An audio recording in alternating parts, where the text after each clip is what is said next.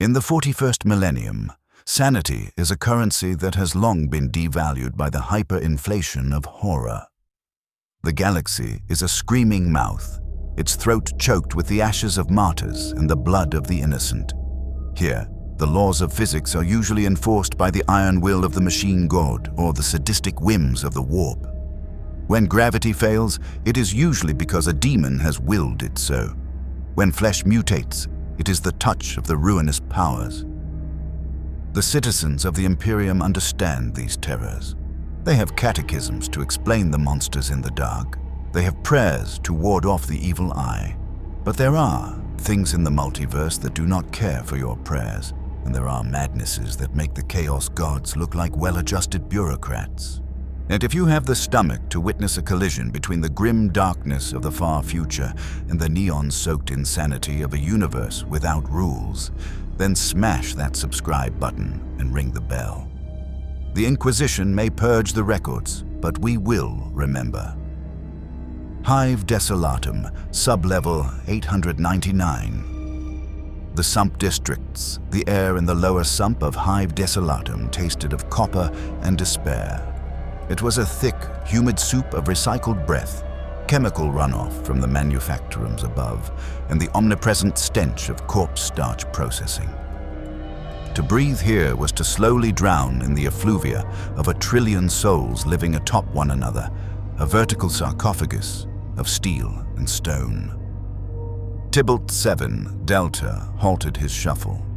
His boots, cobbled together from blast tires and plas weave, squelched in the gray muck that coated the floor of Transit Tunnel Gamma 9. As he was a menial, a cog so small in the Imperial machine that he didn't even qualify for a servitor lobotomy. He was cheaper to feed than to upgrade. "Move it, sludgeworm," a voice rasped from behind him. Tybalt didn't flinch. He didn't have the energy left to flinch.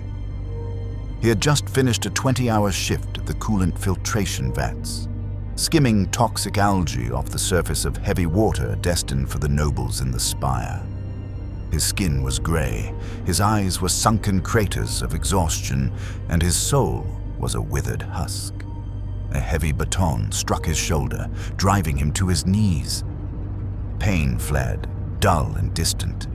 Tybalt looked up, squinting through the gloom. A trio of enforcers stood over him, their armor chipped and stained with the filth of the underhive. They weren't the noble arbitrators of the upper levels. These were sumpjacks, hired muscle given a badge and a license to break bones. "Curfew started 5 minutes ago," the lead enforcer sneered. He was a slab of muscle named Krell, his face a roadmap of scars and bad skin grafts. "You know the penalty for loitering in a transit zone, 7 Delta?" "Shift ran long," Tybalt croaked, his voice dry. "Coolant blockage. Had to clear it." "Excuses are the refuge of the weak," Krell recited, mocking the Imperial creed. He raised the shock maul. The tip crackled with blue lightning, the only bright color in this grayscale world. "Pay the toll, or pay the tithe in teeth." Tybalt stared at the dirty water swirling around his knees. He had no credits. He had no throne gelt. He had half a ration bar hidden in his tunic, and if they found that, they'd beat him for theft. Resignation. And that was the primary emotion of the Imperium. A dull, crushing acceptance that today would be bad, and tomorrow would be worse. "I have nothing," Tybalt whispered. Krell grinned, revealing teeth filed into points. A gang affectation the enforcer captains overlooked down here. "Then you bleed." The beating was systematic. It wasn't executed with the passion of Khorne or the artistry of Slanesh. It was just bureaucratic violence, a kick to the ribs to crack them, a blow to the kidneys to ensure blood in the urine, a stomp on the hand to reduce efficiency for the next shift. Tybalt curled into a ball, protecting his head, waiting for it to end. He didn't pray to the Emperor. The Emperor sat on a golden throne light years away. He didn't care about a sump worker in a puddle of slime. Final kick sent Tybalt sliding across the slick metal grating.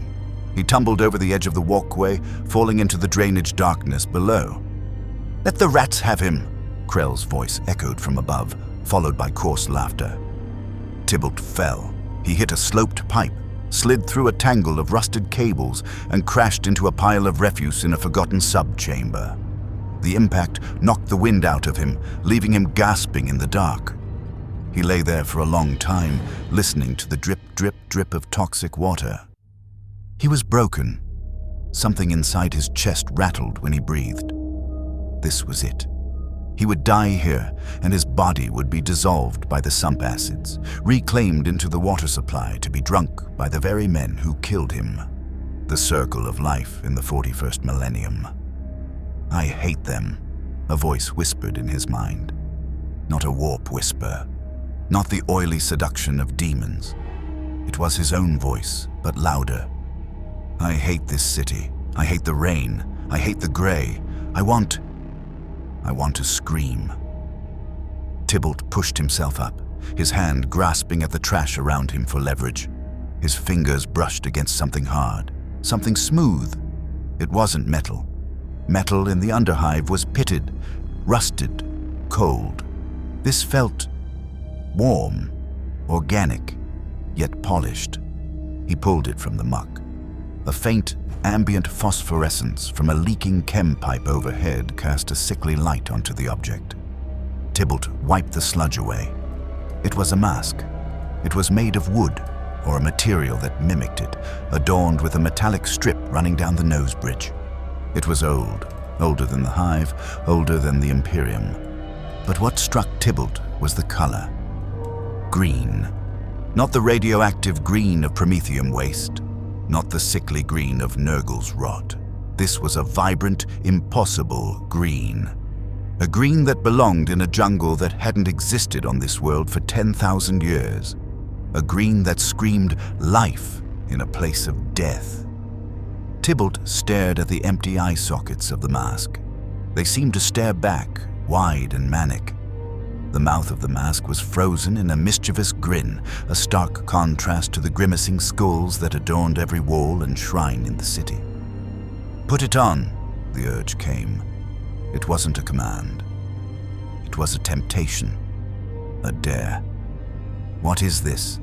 Tybalt muttered, his voice trembling. He held it up. The mask seemed to vibrate in his hands, humming a tune he couldn't quite hear. A frantic, jazzy rhythm that felt utterly alien to the Gregorian chants and industrial grinding of his life. And he looked up at the great high above, where the enforcers were likely smoking glow sticks and laughing about breaking his ribs. He looked at the mask. "It can't be worse," he whispered. "Nothing can be worse." Tybalt, 7 Delta, a man who had never smiled in 30 years of life, lifted the object to his face. As the wood touched his skin, the universe hiccuped. It wasn't a possession. Possession is a violation, a demon forcing its way into a vessel. This was an unlocking.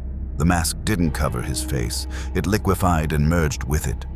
It felt like sticking his head into a bucket of cool water on a hot day, followed immediately by a bolt of lightning hitting his pineal gland. Tybalt screamed, but the scream shifted in pitch. It started as a cry of agony, twisted into a roar of confusion, and then, impossibly, curdled into a laugh. The shadows of the sub-chamber deepened, then shattered. A tornado of green light erupted from the pile of refuse, spinning with enough force to strip the rust off the walls. The sound wasn't the roar of wind. It was the sound of 1,000 slide whistles, car horns, and drum rolls playing at once. Blam! The tornado vanished.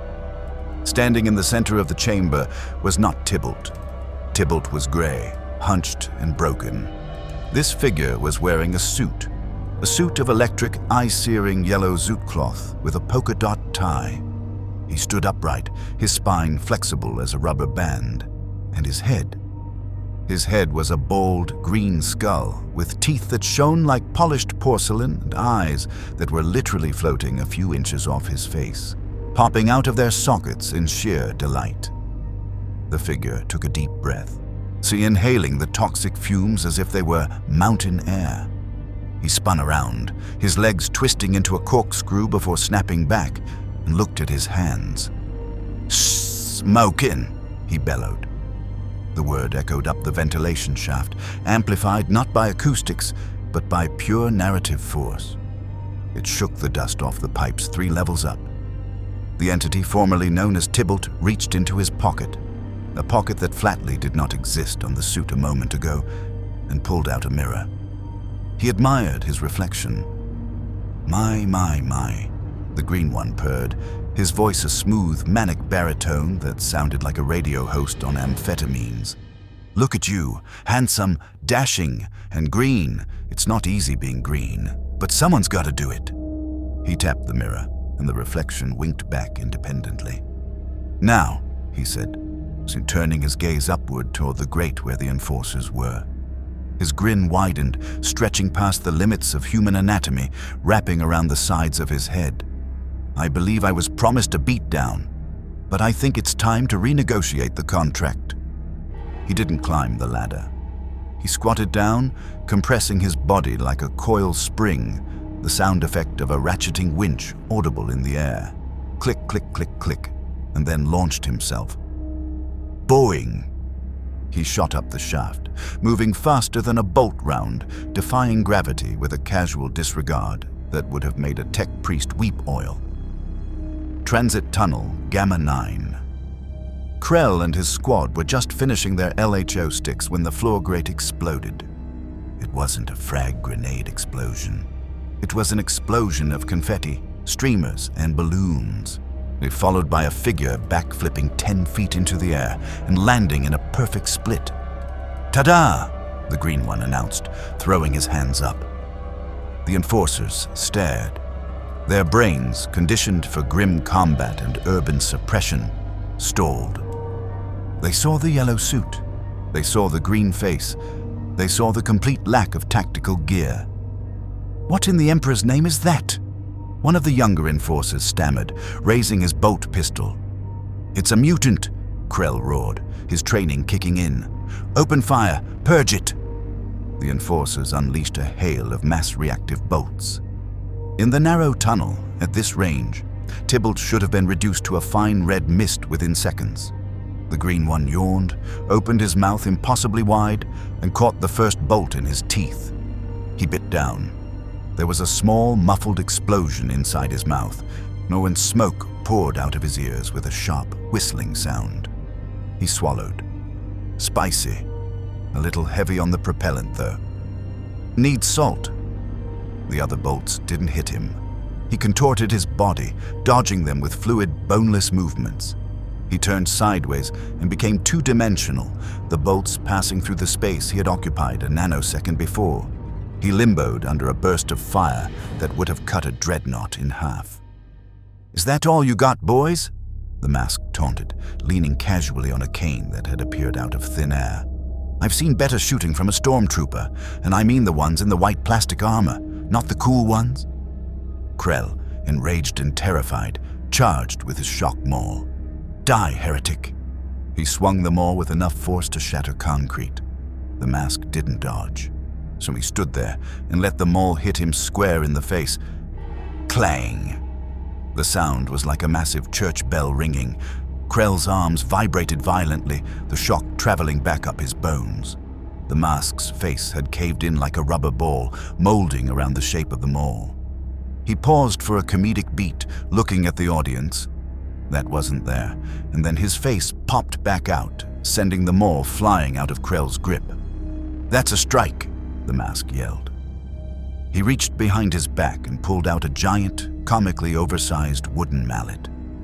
It was at least 3 times the size of his body. "But this is a home run!" He swung. Physics wept. The mallet connected with Krell. In a normal 40,000 story, Krell would be pulverized. His bones would turn to dust, his organs to jelly. It would be grim, dark, and wet. But this was Toon Force, so Krell didn't splatter. He flew. He shot down the corridor like a missile, his body stretching out as he went, screaming a high-pitched Doppler effect scream. He smashed through 3 bulkheads, leaving Krell-shaped cutouts in the solid adamantium steel. picture-perfect cartoon silhouettes of a flailing man. The remaining 2 enforcers dropped their weapons. They were trembling. This wasn't warp sorcery. Warp sorcery felt cold, oily, wrong. This felt silly, and that was infinitely more terrifying. "Please," the younger one begged. "Mercy." The mask zipped over to him in a blur of motion, grabbing the enforcer by the lapels of his flak armor. He pulled the man's face inches from his own green visage. "Mercy?" the mask asked, his voice suddenly dropping to a whisper. "Sorry, kid. I don't carry small change." He reached into the enforcer's pocket and pulled out a pair of underwear. He pulled and pulled and pulled. The atomic wedgie was a technique lost to the dark age of technology. Tybalt Mask performed it with the grace of a master. The enforcer was hoisted into the air by his own undergarments, hung from an overhead pipe, spinning slowly. The third enforcer tried to run. The mask reached into his pocket and threw a handful of small, round objects. They weren't grenades, they were marbles. The enforcer stepped on them. His feet went up, his head went down. He hit the floor with an exaggerated thud, and birds, little yellow Tweety birds, began to circle his concussed head. The mask dusted off his hands. The hallway was a disaster zone of confetti, broken bulkheads, and humiliated law enforcement. "Now that," the mask declared, adjusting his tie, "is how you start a shift, but this party is just getting started. I need music, I need lights, I need dames." He began to strut down the hallway. As he walked, the drab gray metal of the hive walls began to change. Where his feet touched, the floor turned to checkered dance tiles. The flickering lumen strips overhead turned into disco balls. He passed a rusted cogitator terminal. He slapped the side of it like a jukebox. "Hit it, baby!" The cogitator, which had only ever processed binary waste data, suddenly blared out a swing jazz number at deafening volume. "Hey, Pachuco!" The sound echoed through the lower levels. Workers in nearby habitation blocks looked up from their misery, confused. Gangers, sharpening their knives, froze. Even the rats stopped skittering. Something new had arrived in Hive Desolatum. It wasn't the Emperor's light, and it wasn't the darkness of chaos. It was the anarchy of the punchline. Meanwhile, 2 levels up. The warehouse was dark, save for the single hanging lumen globe swinging gently above the table. The air smelled of cheap amasec and fear. A meeting was taking place. The Red Skulls, a vicious gang of stim dealers, were counting their take. Their leader, a brute named Gort, was arguing with a man in the shadows. "I told you," Gort growled, slamming a fist on the table. "The price is the price. The chemicals you want, they ain't easy to synthesize. We need more product." The figure in the shadows leaned forward. He was wearing a purple tailcoat that had seen better days, and his skin was bleached white, like bone. His hair was a matted mess of green, and his lips were painted in a wide, jagged crimson smile. The Joker tisked, shaking his head. He began to shuffle a deck of cards, the sound rhythmic and sharp. Now, Gort," the Joker said, his voice a gravelly purr. "Don't be greedy. Greed is a sin, or is it a virtue here? I get so confused with your little imperial truths." "Who are you anyway?" Gort demanded. "You ain't from the sump. You talk funny." "Me?" The Joker stopped shuffling. He held up a single card. "The Joker. I'm just a man who appreciates a good joke. And this city, this city is a riot. Everyone is so serious, so grim. It's like you're all waiting for the punchline, but you forgot to write the setup." "Kill him," Gort ordered his men. The gangers raised their stub guns. Joker didn't flinch.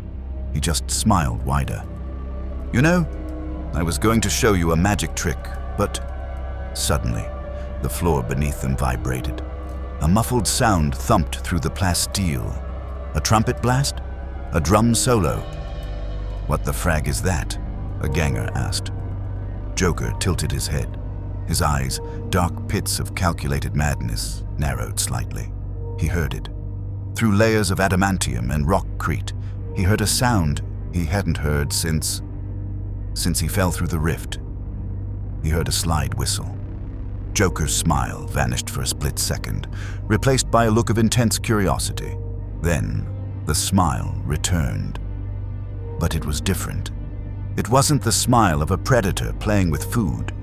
It was the smile of an artist who just realized he wasn't the only one on stage. "Well, well, well," Joker whispered, pocketing the card. "It seems the band has arrived." He stood up, but ignoring the guns pointed at him. "Gentlemen," Joker said, bowing theatrically, "I'm afraid our meeting is adjourned. I have to go see a man about a dog. Or perhaps a mask." He dropped a small green sphere on the table. "Here's my payment." Gort leaned in. "What is this?" The sphere hissed. Green gas poured out.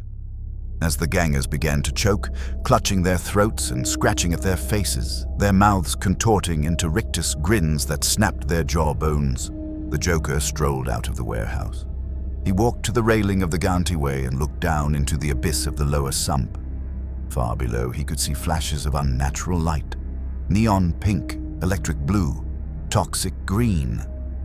He could hear the faint sound of a car horn honking the melody of La Cucaracha. The Joker laughed. It was a dry, rattling sound that merged with the screams dying out behind him. "Big head," he whispered into the dark. "You followed me." He adjusted his purple lapels, checking for blood splatter. "This," Joker said to the empty air, "is going to be hilarious." The shrine of the blessed Gear Tooth had stood in Sector 77B for 3,000 years. It was a place of solemn reverence, a cathedral of blackened iron and stained plasteel dedicated to the omniscience aspect of perpetual motion. Tech priests had once oiled its altars with sacred unguents, chanting in binary to the rhythmic thrum of the cooling fans. Now, it was a circus tent of horrors. The Joker sat upon the high altar, his legs crossed, filing his nails with a jagged piece of shrapnel. He had done a little redecorating. The statues of the saints of industry had been given makeovers, bright red lipstick smeared across their stoic metal mouths, googly eyes glued over their optical senses. The grand cogwheel symbol of the cult mechanicus had been painted yellow and given a smiley face. It was blasphemy of the highest order, and it was heresy that would make a Chaos Marine blush. But the Joker didn't care about their gods. He found them dry. "Boss?" a voice quavered from the shadows of the nave. Joker didn't look up. He blew on his nails. "I'm busy, Twitch. I'm contemplating the structural integrity of a whoopee cushion in zero gravity. It's a very serious scientific endeavor." "It's the new recruits," Twitch stammered. Twitch was a local ganger, a scummer from the Rusty Razors. Or he used to be. Now he wore a ragged purple vest over his flak armor, and his face was painted white with industrial primer. His eyes were wide, perpetually terrified. He had seen what the boss did to the last guy who didn't laugh at his jokes. "What about them?" Joker asked, finally looking up. His eyes caught the flicker of the candlelight. Candles made not of tallow, but of rendered fat from the previous gang leadership.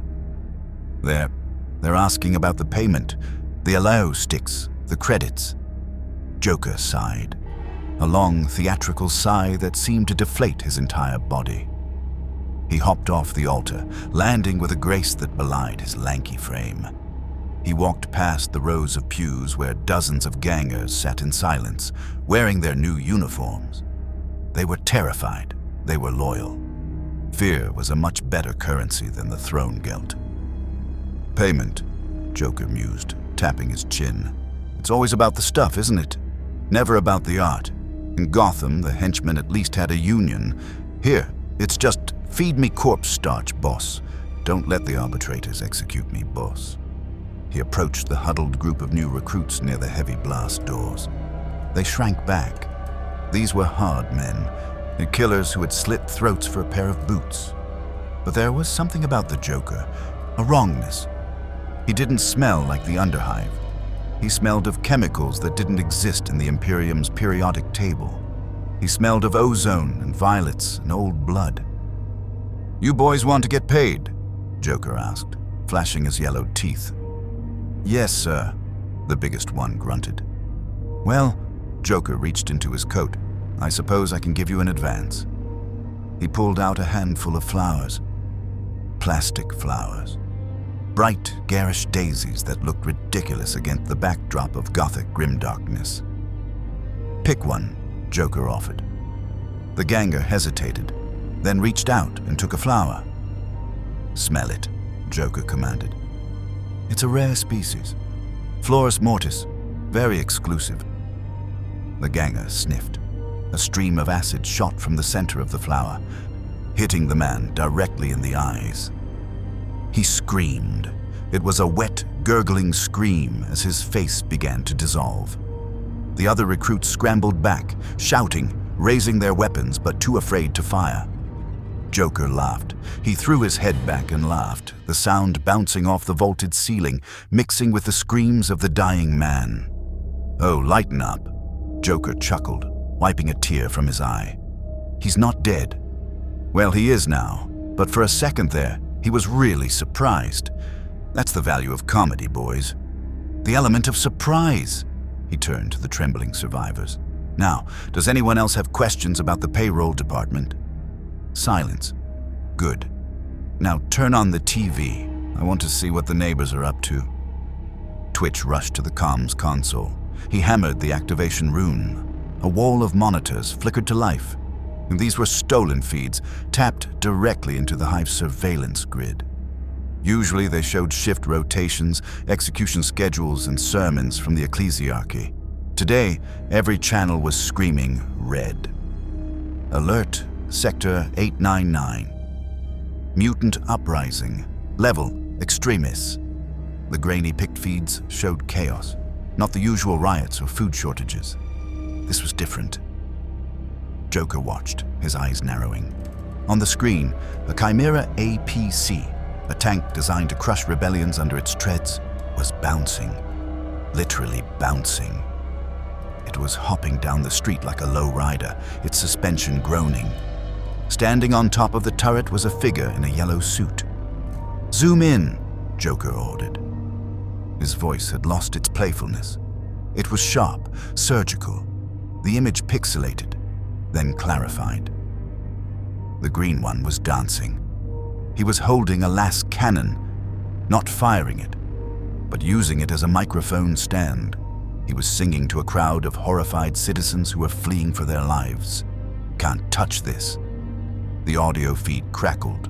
The mask spun around, grabbed the barrel of the Chimera's multi-laser, and tied it into a balloon animal knot.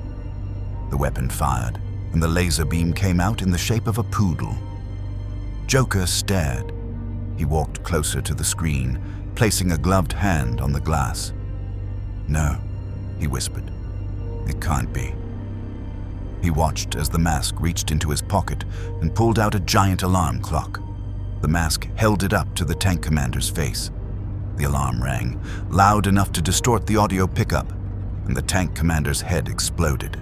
Not from a bolt round, from fright. His eyes popped out, his heart stopped, and he fell backward, stiff as a board. The Joker knew this power, so he had seen it once, briefly, when that nuisance Masistolk had visited Metropolis. He had seen glimpses of it when he looked too deep into the abyss of his own insanity. "Toon Force," Joker muttered. "Here, in this dreary, overcast, heavy metal album cover of a universe." He watched the mask unzip the fabric of reality, literally unzip the air, and step through it, vanishing from the screen, only to reappear behind a squad of Arbites, tapping them on the shoulder. When they turned, he pulled a bouquet of dynamite from behind his back. Boom! Smoke cleared. The Arbites were blackened, their armor soot-stained, their hair frizzed out, blinking in unison. They were alive, but humiliated. Joker turned away from the screen. He began to pace.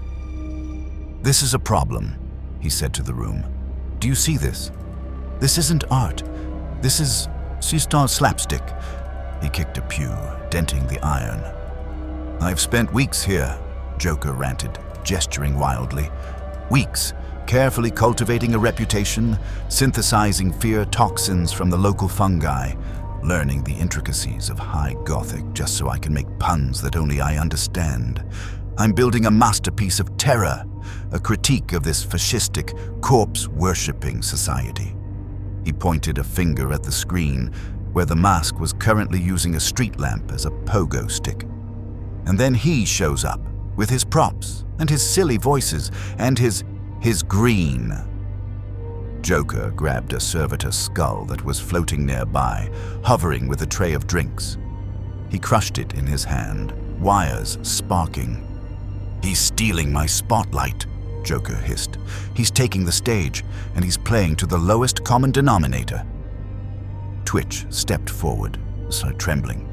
"Boss, is he a demon?" Joker spun on him. "A demon? No, you idiot.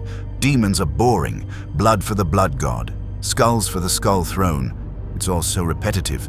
They have no timing, no nuance." Joker leaned in close to Twitch. "That is a cartoon. A living, breathing, reality-warping cartoon. He doesn't kill you because he hates you. He kills you because it's funny." Joker paused. A slow smile spread across his face. A real smile. Predatory and sharp. "And you know what the best part is?" Joker whispered. "Cartoons have rules. They have logic. Wile E. Coyote never catches the road runner. The anvil always falls on the head." He straightened up, smoothing his purple coat. "If he wants to turn this hive into a Saturday morning special, then he needs a guest star. He needs a villain. And a real villain." Joker walked back to the altar. He swept the random debris off the table. Skulls, data slates, knives. "Boys," he shouted, "get the chem vats running. I need to brew a new batch. Something special. Something with a little more kick." He began to mix vials of glowing liquids. "The Imperium thinks chaos is the enemy," Joker muttered to himself, pouring a bubbling purple liquid into a canister marked with a smiling face. "They think the Xenos are the threat. They have no idea." He held up the vial. It swirled with a hypnotic, maddening light. "Comedy," Joker said. "Comedy is the deadliest force in the universe, and I'm about to deliver the punchline." The upper spire, inquisitorial safe house. While the Joker plotted in the depths, the powers of the Imperium were beginning to stir. Inquisitor Vane sat in a darkened room, as illuminated only by the holographic projection of Hive Desolatum. Vane was a man of the Ordo Hereticus. He had burned witches, purged cults, and stared into the warp without blinking. He was a weapon of the Emperor's will, but his hand, resting on the pommel of his power sword, was shaking. "Report," he said, his voice gravel. Interrogator Spinoza stood at attention. She was young, zealous, and currently looking very pale. "My lord," she began, consulting her datapad. "The disturbances in the lower sump are escalating. Local enforcement has been neutralized. Not killed, sir. Neutralized." "Explain," Vane demanded. "Captain Krell's squad. They were found tied together in a giant pretzel knot. The Medici says their bones are intact, but they have been rendered pliable, like rubber." Vane narrowed his eyes. "Sorcery, the changelings of Sinch." "Perhaps, my lord, but the energy readings, they don't match any known warp signature. The psychos are screaming, sir. They say the warp isn't bleeding through. They say reality is just giving up." Vane stood up. He walked to the window, looking out over the smog-choked vista of the hive. "And the other signature?" Vane asked. "The one in Sector 77? "A new gang leader," Spinoza said. "Calls himself the Joker." He seized the promethium refineries. Reports of mass hallucinations. Victims dying with smiles on their faces. We suspect Nurgle toxins, or perhaps a Slaneshi cult variant. Vane slammed his fist against the armor glass. 2 heresies, at once, in the same hive. He turned back to his interrogator. This is not a coincidence, Spinoza. The arch-enemy is testing us. No, they are mocking the holy order of the Emperor's realm. He walked to the weapons rack. He bypassed the standard bolter. He reached for a heavy, ornate case. He unlocked it with a thumb scan, revealing a Condemner bolt gun, a weapon designed to kill psychers and witches. Prepare the stormtroopers, Vane ordered, and summon the astropath. I want a message sent to the Black Library. Spinoza blinked. The Eldar, my lord. Why? Because, Vane said, lifting the heavy weapon. Whatever is happening down there feels theatrical. And the Eldar understand the theater of war better than we do. He checked the magazine. We are going to the sump. We are going to find this green one and this Joker, and we are going to burn the humor out of them. Sector 77. By the Joker's lab. Joker finished his concoction. He held up a canister, as it wasn't his usual Joker venom. This was different. He had mixed the chemical compounds of the 41st millennium, promethium, decaying corpse starch, and the toxic runoff of a forge world, with his own special brand of madness. He dipped a brush into the liquid and painted a smile onto a fragmentation grenade. "Twitch," he called out. The ganger appeared instantly. "Yes, boss." "Get the truck." Joker grinned. "The one with the loudspeakers. We're going on tour." "Where to, boss?" Joker pointed at the map of the hive, specifically at the sector currently glowing neon green on the tactical display. "To the party, of course." Joker laughed. "I can't let Big Head have all the fun. I need to show him that in this universe. The joke is always on you." He grabbed his purple coat and threw it on. He checked his pockets. 1 flower that shoots acid. 1 deck of razor-sharp cards. 1 buzzer that delivers 50,000 volts. And a revolver with a barrel that was far, far too long to be practical. "Let's put a smile on this face," Joker whispered, looking at a statue of the Emperor. He took a lipstick and drew a red grin on the golden visage of the master of mankind. Much better. The Joker strode out of the cathedral, his laughter echoing into the dark, a prelude to the slaughter to come. The collision course was set. The unstoppable force of Toon logic was about to meet the immovable object of super sanity. And Hive Desolatum was the punchline. The Adeptus Arbits do not negotiate. They do not de-escalate. They are the iron law of the Imperium manifest in carapace armor and suppression shields. When a riot breaks out in a hive city, they do not bring peace. They bring order, usually by reducing the population density until the shouting stops. Judge Hector was a man carved from granite and hatred. He had suppressed food riots in the starving mid-levels, broken the backs of union strikes in the manufacturums, and executed seditionists by the thousand. He had seen the worst of humanity, but he had never seen a conga line of servitors. Manufacturum District 9, the processing floor. The huge blast doors of the main processing plant, usually sealed to keep the toxic fumes inside, were blasted wide open. But the edges weren't jagged or melted by melter charges. No, they were cut in a perfect, cartoonish zigzag, like the mouth of a jack-o'-lantern. Hector stood by his Rhino command vehicle, his shock maul humming with lethal voltage. Behind him, 300 Arbitrators stood in phalanx formation, shields locked, bolters racked. "Status," Hector barked. Proctor Kale, his second in command, looked at his Auspex scanner. He hit the side of the device. "Sir, the sensors they're reading high levels of funk." "Funk?" Hector turned, his cybernetic eye whirring. "Is that a code for warp contaminates?" "I don't know, sir. It says 100% funky." and the radiation counter is just playing a trumpet noise." Hector growled. "Disregard. It's a tech hex. Forward. Purge the sector."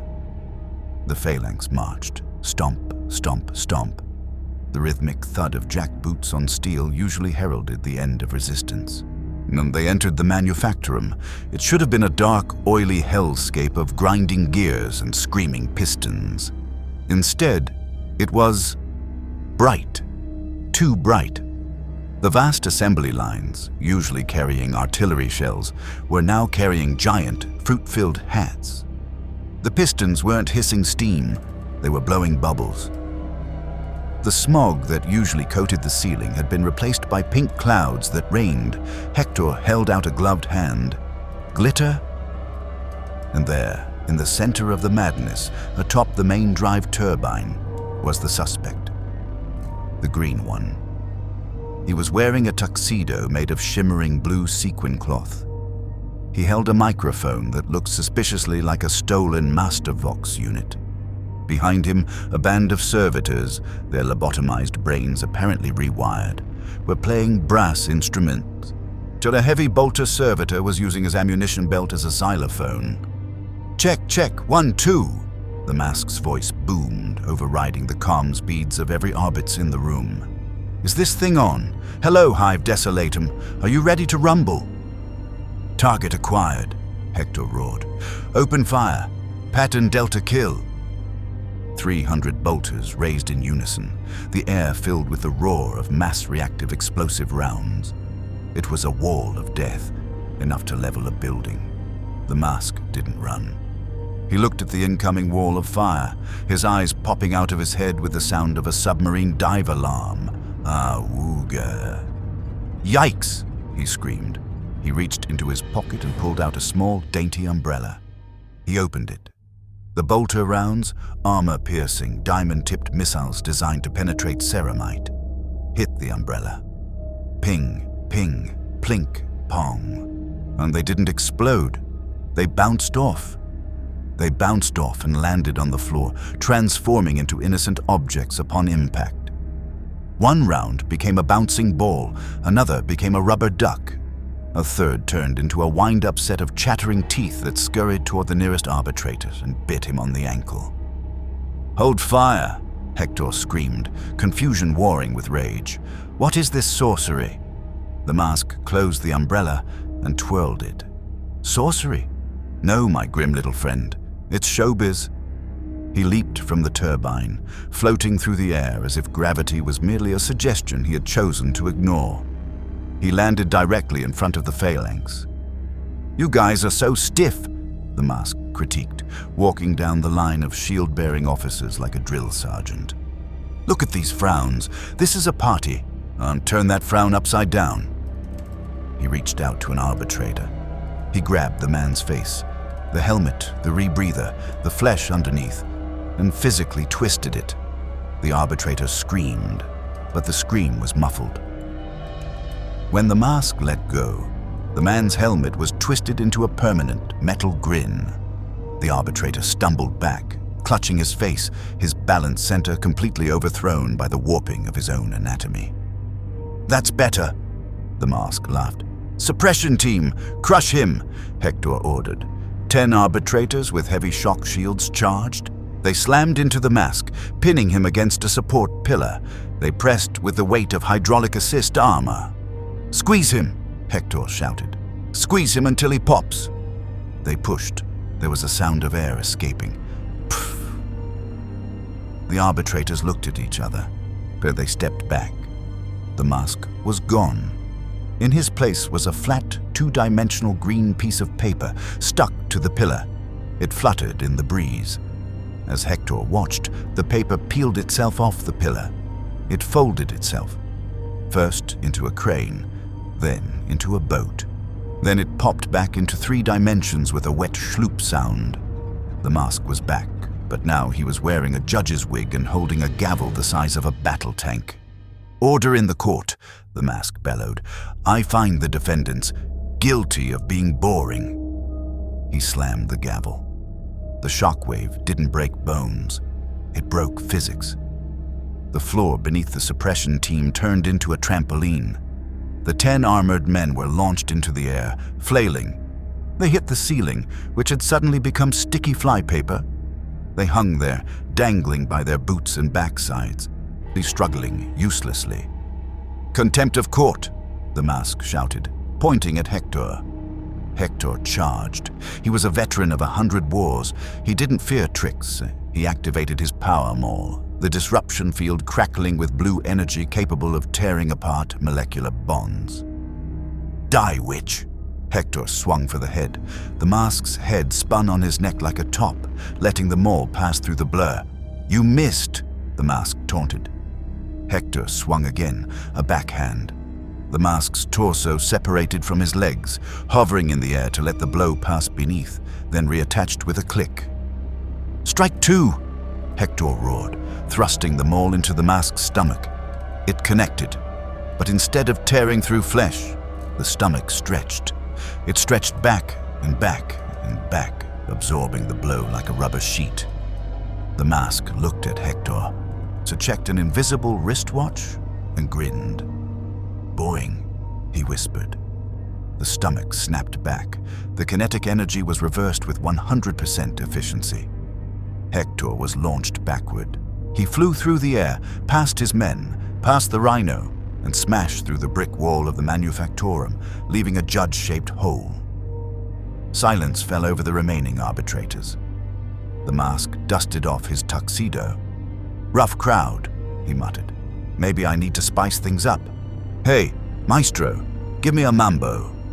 The servitors began to play a frantic, high-tempo beat. The mask looked at the 300 armed men. "Let's dance." He threw a handful of blue smoke bombs. When the smoke cleared, the arbitrators weren't holding bolters anymore. They were holding maracas. Panic set in. The hardened lawmen looked at the maracas in their hands. They tried to throw them down, but the instruments were fused to their gloves. "Shake it!" the mask commanded, shaking his hips. Against their will, their bodies betrayed them. The tune force hijacked their motor functions. 300 men began to shake the maracas. Chuk, chuk, chuk, chuk. It was a nightmare. Inside their helmets, the men were screaming, begging for control, but their bodies were locked in a perfectly choreographed conga line, snake dancing around the factory floor. The mask led the line, kicking his legs high, laughing that maniacal, reality-shattering laugh. Outside the manufactorum, the Joker's truck, a stolen cargo hauler painted in garish purple and green swirls, idled in the shadows of a collapsed hab block. The Joker sat on the hood, watching the chaos through a pair of omni-binoculars. He chewed on a stick of licorice. "Fascinating," he murmured. "Absolutely fascinating." Twitch, standing beside the truck, looked ready to vomit. "Boss, the judges, they're dancing." "Yes, Twitch, they are. It's a forced synesthesia of the motor cortex combined with a localized reality overwrite. Classic gag." Joker took a bite of the licorice. "But it's sloppy." "Sloppy?" Twitch asked, looking at the complete domination of the Imperial forces. "He's winning, boss." "He's performing," Joker corrected. "There's a difference. He's reacting to them. He's letting them set the tempo. They attack, he mocks. They shoot, he deflects. It's reactive comedy." Joker hopped off the hood. He adjusted his purple gloves. "He needs a director, someone to give the scene some structure." Joker walked to the back of the truck. He pulled open the doors. Inside was his new creation, a massive vat of his modified Smilex gas, hooked up to a commercial ventilation fan he had ripped from a hive cooling unit. "You see, Twitch?"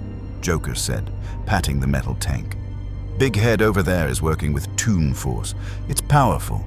Infinite, really. But it has a weakness." "What's that, boss?" "It requires an audience." Joker grinned. "It requires someone to get the joke. If everyone is dead, well, the ratings drop." Joker checked the pressure gauge. "But I don't want them dead. I want them broken. I want to see what happens when you mix his reality warping with my psychosis. I wonder." If I gas a cartoon, does he cough? Or does his face just turn a different shade of green? Suddenly, the ground shook. Not the rhythmic shaking of the conga line. This was the heavy, stomping tread of something massive. Joker looked down the avenue. From the smoke and smog of the upper causeways, 5 black shapes emerged. They were huge, 7 feet tall, clad in black power armor, draped in red robes. They carried bolters that looked like cannons. The Inquisition had arrived, and leading them was Inquisitor Vane, flanked by a retinue of stormtroopers and a bound psyker who was weeping blood. "Oh goody," Joker clapped his hands. "The critics are here." The Plaza of Industry. Inquisitor Vane stepped out of his transport, his boots crunching on the glittering remnants of the Arbit's dignity. He looked at the factory. He saw the conga line of maraca-wielding officers winding its way out of the gates. He didn't blink. He didn't recoil. He simply felt a cold, hard hatred settle in his gut. "Hereticus extremis," Vane stated. "The warp taint has driven them mad." "My lord," the psyker beside him gasped, clutching his head. It burns. The light. It's not the warp. It's just noise." "Silence," Vane commanded. He raised his Condemnor bolt gun. "Stormtroopers. Formation.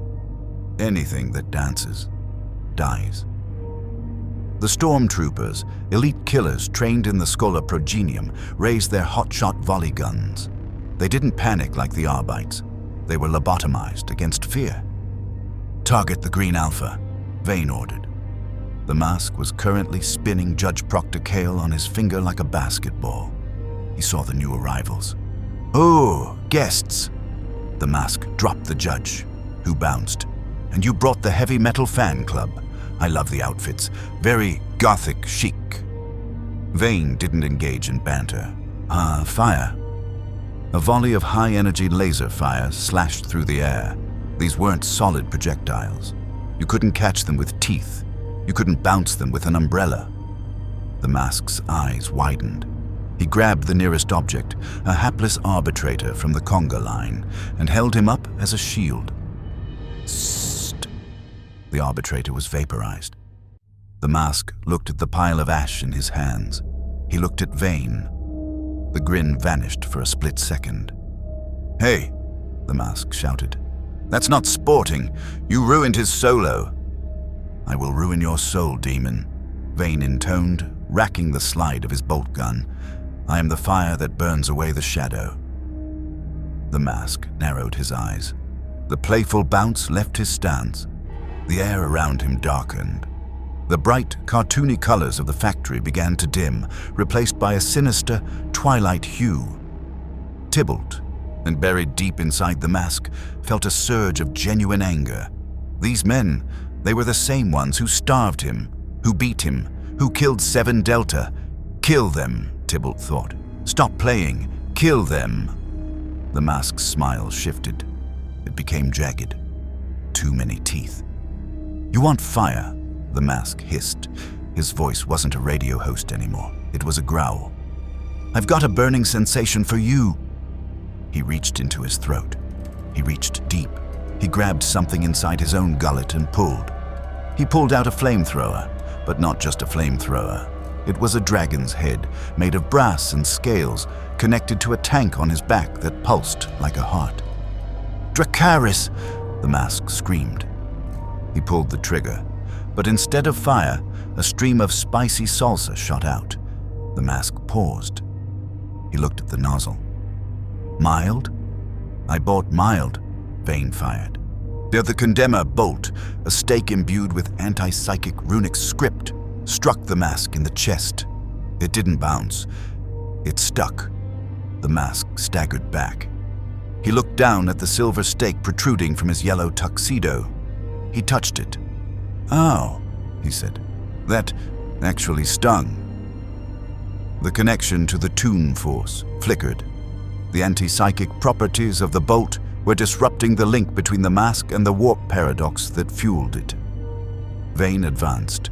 "The Emperor protects. You do not." The mask looked around. The Arbits were recovering, shaking off the maracas. The stormtroopers were advancing. The joke was failing. The audience was hostile. Then, a slow clapping started. Clap, clap, clap. It came from the shadows of the alleyway. "Bravo!" a voice called out. "Bravo! A spirited attempt. But the third act is dragging a bit. Now, don't you think?" Vane spun around, weapon raised. The mask looked over, the stake still in his chest. The Joker stepped into the light. He wasn't wearing his coat. He was wearing an inquisitorial rosette pinned to his bare chest and a hat made of folded newspaper. "Who are you?" Vane demanded. "I'm the adjudicator." Joker smiled, holding up a scorecard. It read 10 out of 10 on one side and dead on the other. "And I think this show needs a plot twist." Joker snapped his fingers. From the rooftops above, Twitch and the remaining Joker's gang pushed the detonators. The air vents of the plaza exploded, but not with fire, with purple gas. Thick, heavy clouds of Joker venom rolled into the square, enveloping the stormtroopers, the Arbits, and the mask. "Deep breaths, everyone." Joker laughed. They were putting on a gas mask that was shaped like a smiling skull. "It's time to put on a happy face." Vane triggered his rebreather instantly. The stormtroopers sealed their helmets. But the Arbites, the ones who had been dancing, whose helmets had been twisted or removed by the mask, they breathed it in. The screaming started, but it quickly turned into laughter. Horrible, wet, lung-tearing laughter. The mask stood in the center of the cloud. He sniffed the gas. He looked at the Joker. Joker looked at the mask. "Spicy," the mask said, his eyes spinning like slot machines. "Lemon, lemon, cherry. Jackpot." The chemical madness of the Joker venom hit the biological madness of the mask host, Tybalt. Tybalt's mind fractured. The mask convulsed. The stake in his chest popped out like a cork. The mask grew. His suit tore. His muscles bulged, turning green and veiny. He wasn't a dapper dancer anymore. He was becoming a monster, a Hulk-like caricature of rage and humor. "You!" the mask roared, pointing a finger the size of a tree trunk at Vane. "Are despicable." Joker watched, delighted. "Now," he whispered, "that's comedy." The Plaza of Industry was no longer a place of manufacturing. It was a crucible of impossible geometry and neon violence. The purple fog of the Joker venom swirled like a sentient bruise, mixing with the smoke of burning promethium and the flashing strobe lights of the mask's erratic power. In the center of this chemical maelstrom stood the creature that had once been Tybalt 7 Delta. The spicy reaction had metamorphosed him. The dapper, zoot-suited dancer was gone. In his place was a monstrosity of bulging green muscle and torn fabric. The yellow suit had shredded, leaving only tatters clinging to a frame that rivaled an Ogryn in sheer mass. His jaw was underslung, filled with teeth like tombstone slabs. His eyes were bloodshot orbs the size of dinner plates, pulsing with a radioactive glow. "Smash!" the mask Hulk roared. And the sound wasn't just loud, it was texturized. The word "smash" literally appeared in the air in jagged, red block letters, hovering for a moment before solidifying into heavy iron typography that fell and crushed a squad of screaming Arbites who were already dying of laughter. Inquisitor Vane stood behind the wreckage of a chimera, his mind reeling. He had fought the horrors of the Halo stars. He had stared down a bloodthirster of Khorne. He understood the warp. The warp was malice. The warp was emotion made manifest. But this was mockery. "Hold the line," Vane bellowed into his vox bead. "Stormtroopers, focus fire on the eyes. Bring it down." The Kazarkin stormtroopers, the finest mortal soldiers the Imperium could produce, obeyed without hesitation. They formed a firing line, their hotshot laser guns whining as they discharged volley after volley of high-intensity energy. Tss, tss, tss. The beams struck the green behemoth. They should have punched through his flesh, boiling his organs. Instead, the masked Hulk simply opened his mouth and ate the laser fire. He chewed, his cheeks bulged, he swallowed with a visible gulping sound. Then he belched. A cone of green fire erupted from his mouth, engulfing the stormtrooper squad. But it didn't burn them to ash. It transformed them. The elite soldiers were instantly encased in giant blocks of ice, frozen in mid-scream, their laser guns still glowing hot inside the glaciers. "Chill out," the mask roared, slapping his knee. The impact generated a shockwave that knocked a Valkyrie gunship out of the sky. Vane gritted his teeth. His Condemner bolt gun was empty. His sword was drawn, the power field crackling, but he knew, with the cold certainty of a veteran, that physical force was useless here. This entity didn't obey the laws of the Materium. "It is a demon of the highest order," Vane muttered, a prince of chaos undivided, mocking the very concept of reality. He turned to the shivering wreck of a man beside him. The sanctioned Psyker, designation Primus 7, was curled into a ball, clutching his head. Blood streamed from his eyes, nose, and ears. "Get up, Primus," Vane ordered. I can't, Lord," the Psyker whimpered. His mind, it's not a mind, it's a kaleidoscope. It's a screaming tunnel. There are rabbits. So many rabbits. Vane grabbed the Psyker by the collar of his robes and hauled him up. "I do not care about rabbits. You are a tool of the Emperor. You will forge a link, now. It will kill me. Then you die serving him on Terra. Do it. Bind its mind so I can banish it." The Psyker sobbed, but the indoctrination held. He reached out with trembling hands, his eyes rolling back into his skull. He began to chant the canticles of binding. "O Emperor, light of the void, shield my soul." Arcane frost began to form on the ground around them. The air grew heavy with the scent of ozone and incense. A shimmering bridge of psychic energy erupted from the Psyker's forehead, lancing across the plaza, aiming straight for the green behemoth. The masked Hulk was busy using a street lamp to play golf with the frozen stormtroopers. He didn't see the psychic lance coming. Crack! The energy struck the mask. The green monster froze. The spicy rage seemed to glitch. The bulging muscles quivered. "I have him!" the Psyker shrieked, his voice distorting. "I'm inside, but... Oh God, Emperor. It's so loud. Why is there a laugh track? Why is there a laugh track?" Vane didn't hesitate. He placed his hand on the Psyker's shoulder, using the man as a conduit to project his own iron will into the mental battleground. "By the authority of the Holy Inquisition," Vane roared, his voice echoing in both the physical world and the psychic plane, "I command you to reveal your true name." The mindscape of the mask. The transition was instant. Vane was no longer in the smog-choked plaza. He was standing in a room, but it wasn't a room made of memories or fears, like the usual mindscapes of heretics. It was a white void, pure, blinding white. There was no floor, yet he stood. There was no sky, yet there was light. In front of him sat a desk, and a cartoonishly small wooden desk.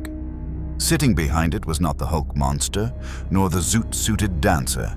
It was Tybalt, the gray, emaciated factory worker. He looked tired. He was sitting on a stool, holding a giant pencil. But floating behind Tybalt was it, the mask, the green face. It was massive, filling the sky of this void like a moon. It wasn't wood anymore. It was living, shifting energy. "You shouldn't be here," Tybalt said, his voice echoing. "He doesn't like guests during commercial breaks." Vane stepped forward. He found he was still wearing his armor, still holding his sword. He felt the weight of his authority. "I am Inquisitor Vane," he announced, "and I demand this entity cease its heresy immediately. Identify yourself, demon." The giant green face in the sky looked down. It grinned. "Demon!" The voice boomed, sounding like a dozen voices layered together. A child, an old man, a siren, a monster. Oh, honey, I'm much worse than a demon. I'm the plot device. Vane pointed his sword at Tybalt. Release this human soul. I can't, Tybalt said sadly. He makes the pain go away. He lets me scream. He is using you, Vane shouted. He is a parasite from the warp. Warp, schmarp, the green face interrupted. A giant hand, drawn in pencil sketches, reached down from the nothingness and flicked Vane's sword. The power weapon turned into a rubber chicken. Vane stared at the chicken in his hand. He dropped it. What is this illusion? Vane demanded, his mental defenses straining. It's not an illusion, Vaney boy, the face said. It's the truth. You want the truth. You want to know what's really going on. I fear no truth, Vane declared. My mind is a fortress. A fortress? The face laughed. It's a cardboard box, pal, and I'm about to open the flaps. The white void shifted. The walls of the reality fell away. Vane saw it. He didn't see the immaterium. He didn't see the chaos gods. He saw text. He saw giant, scrolling blocks of text floating in the ether. He saw the words Section 4 hovering in the air. He saw the description of his own armor written out in glowing letters. Vane stepped forward. He found he was still wearing his armor. What? Vane staggered back. What is this script? It's you! The mask laughed. You're just words, just little pixels on a screen. Someone is writing you, Vane. Someone is reading you, right now. Vane's hearts hammered against his ribs. Lies! I am real. I serve the Emperor. The Emperor? The mask mocked. Ty, great character. A bit stiff, sits on a chair all day, but great backstory. Games Workshop really outdid themselves with the lore, didn't they? Games? Workshop? The words felt like poison in Vane's mind. They didn't mean anything, yet they carried the weight of a terrible, shattering revelation. Look at them, the mask shouted. A giant finger pointed outward. Vane looked. He looked through the fourth wall. For a brief, impossible second, Inquisitor Vane looked out of the story. He saw the blurred shape of the reader. He felt the existence of a universe where there was no emperor, no war, only people sitting at computers or holding phones, consuming his suffering for entertainment. They're watching, the mask whispered, his voice suddenly intimate, terrifying. They're eating your popcorn. They're waiting for you to die so they can see what happens next. You aren't a person, Vane. You're content. No, Vane screamed. He clutched his head. The fortress of his mind didn't just crack, it dissolved. The logic of his existence, faith, duty, sacrifice, was rendered null by the realization that he was a fictional construct in a Grimdark franchise. It's all a joke, the mask giggled. The Grimdark? It's just a setting. It's just flavor text. None of it matters. Vane fell to his knees in the white void. The Emperor protects, he whispered, but the words were hollow. If the Emperor was just a character, how could he protect? That's all, folks, the mask announced. A giant hook appeared from stage left, grabbed Vane by the neck, and yanked him out of the mindscape. The plaza of industry. Reality. Vane woke up screaming, and he didn't scream in fear. He screamed in existential negation. He flailed, throwing off the psyker, who was now dead, his brain having liquefied from the contact with the fourth wall. It's fake! Vane shrieked, tearing at his own face, scratching furrows into his skin. It's all plastic. We are plastic toys, painted plastic. The surviving stormtroopers watched in horror as their Inquisitor, the unshakable hammer of the Emperor, curled into a fetal position, sobbing about dice rolls and codex updates. The mask, Hulk, meanwhile, was undergoing another change. The Joker venom was wearing off, metabolized by the mask's infinite energy. The Hulk form shrank. The muscles receded. Tybalt stood there, panting, the yellow zoot suit reforming around him. He looked down at the broken Inquisitor. Sheesh, the mask said, adjusting his tie. "Some people just can't handle the truth." He turned to the stormtroopers. "Anyone else want a peek behind the curtain?" "No, didn't think so." But the stormtroopers weren't looking at the mask. They were looking past him. "Movement!" a stormtrooper shouted. "Multiple contacts, fast movers." The air suddenly shimmered. Shadows detached themselves from the ruin of the factory walls. They moved with a grace that made the mask's cartoon physics look clumsy. They were blurs of color, checkered patterns, diamonds, motley. Eldar, harlequins. They flipped over the wreckage, landing silently in a circle around the mask and the gibbering Inquisitor. Their weapons, shuriken pistols and kisses, were drawn. One of them, a shadow seer wearing a mask of mirrored glass, stepped forward. Her voice was like wind chimes made of ice. "'Twas the great fool has returned," she said, looking at the green mask. "But he dances to a discord." The Joker's truck joker lowered his binoculars. He was eating a bag of popcorn he had found, or perhaps manifested, in his pocket. "Oh, bravo," Joker clapped, breaking the Inquisitor with meta-commentary. "A bold choice, a bit avant-garde for my taste. I prefer a good old-fashioned moral dilemma, but effective." He watched the Harlequins arrive. "And now," Joker grinned, "the circus is truly in town. Space elves, clowns of the webway." Twitch looked at the screen. "Boss, those Xenos, they're bad news. I heard stories. They kill space marines for fun." "They're performers, Twitch," Joker corrected. "Just like us." Joker hopped off the truck. He reached into the back and pulled out a new prop. It was a backpack unit, connected to a wide-barreled heavy sprayer.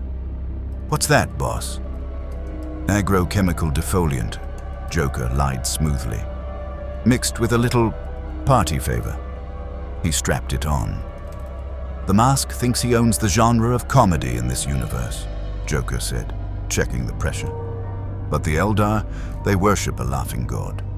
This is going to be a theological debate, and I intend to be the moderator." He turned to his gang. "Stay here. Keep the cameras rolling. If I die, make sure you get my good side." Joker began to walk toward the plaza, whistling a tune. It was a jaunty, disjointed melody. "Pop goes the weasel." The plaza. The Harlequins tightened their circle. The mask looked around, unimpressed. "Nice pajamas," the mask quipped. "Are we having a slumber party? I brought pillows." He reached into his pocket and pulled out a pillow, but not a normal pillow. A pillowcase filled with anvils. The Shadow Seer didn't flinch.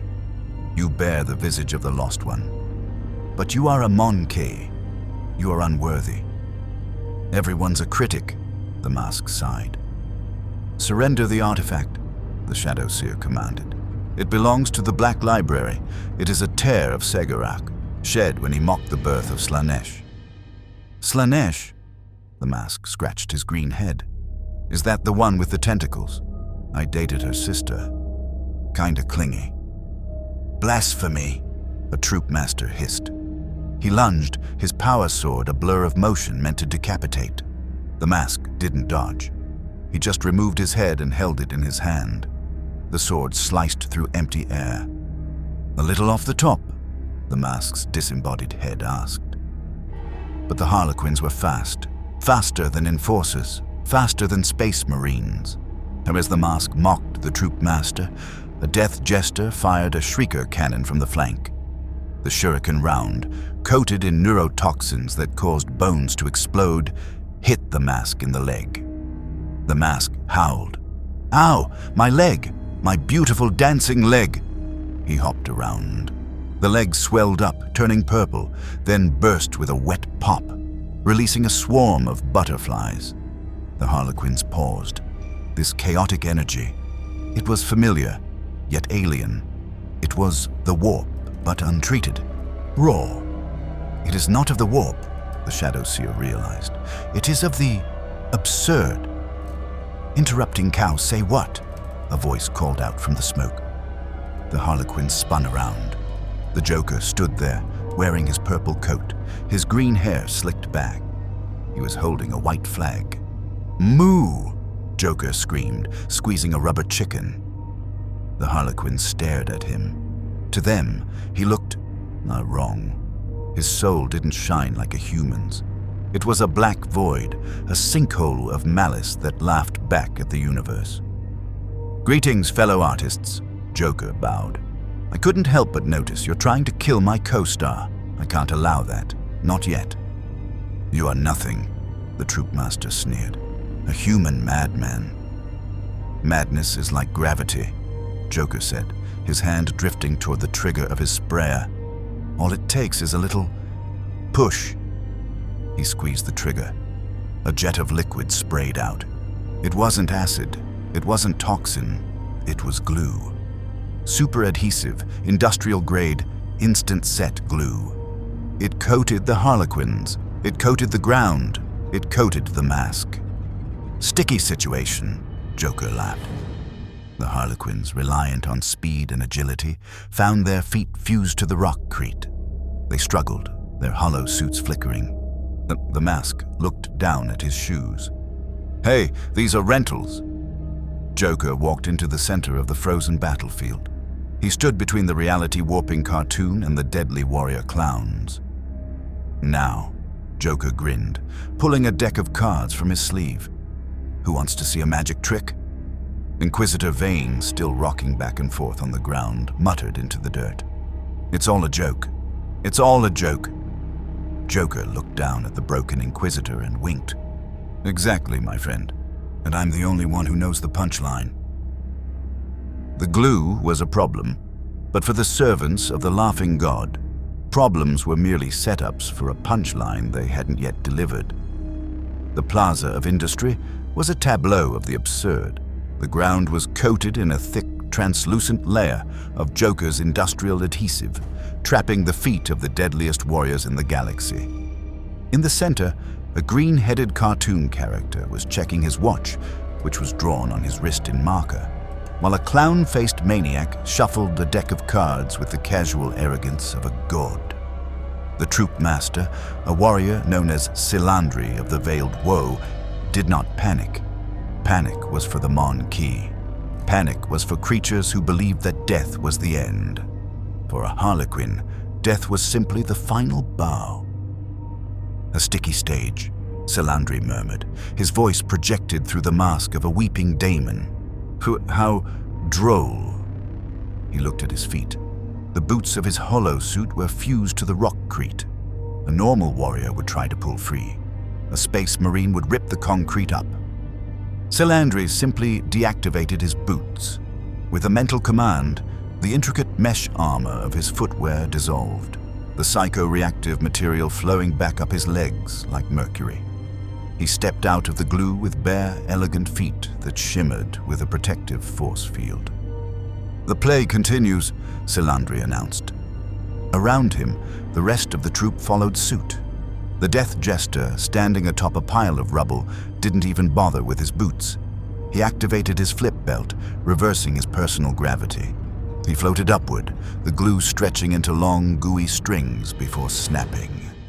The Joker stopped shuffling. He looked at the hovering elves. "Well," Joker quipped, tilting his head, "I suppose that's one way to avoid a sticky situation. But do you have a permit for that anti-gravity? The local zoning laws are very strict." The Shadow Seer, the psycho mistress of the troop, floated toward the center. Her mask was a swirl of smoke and mirrors, reflecting not the Joker's face, but his soul.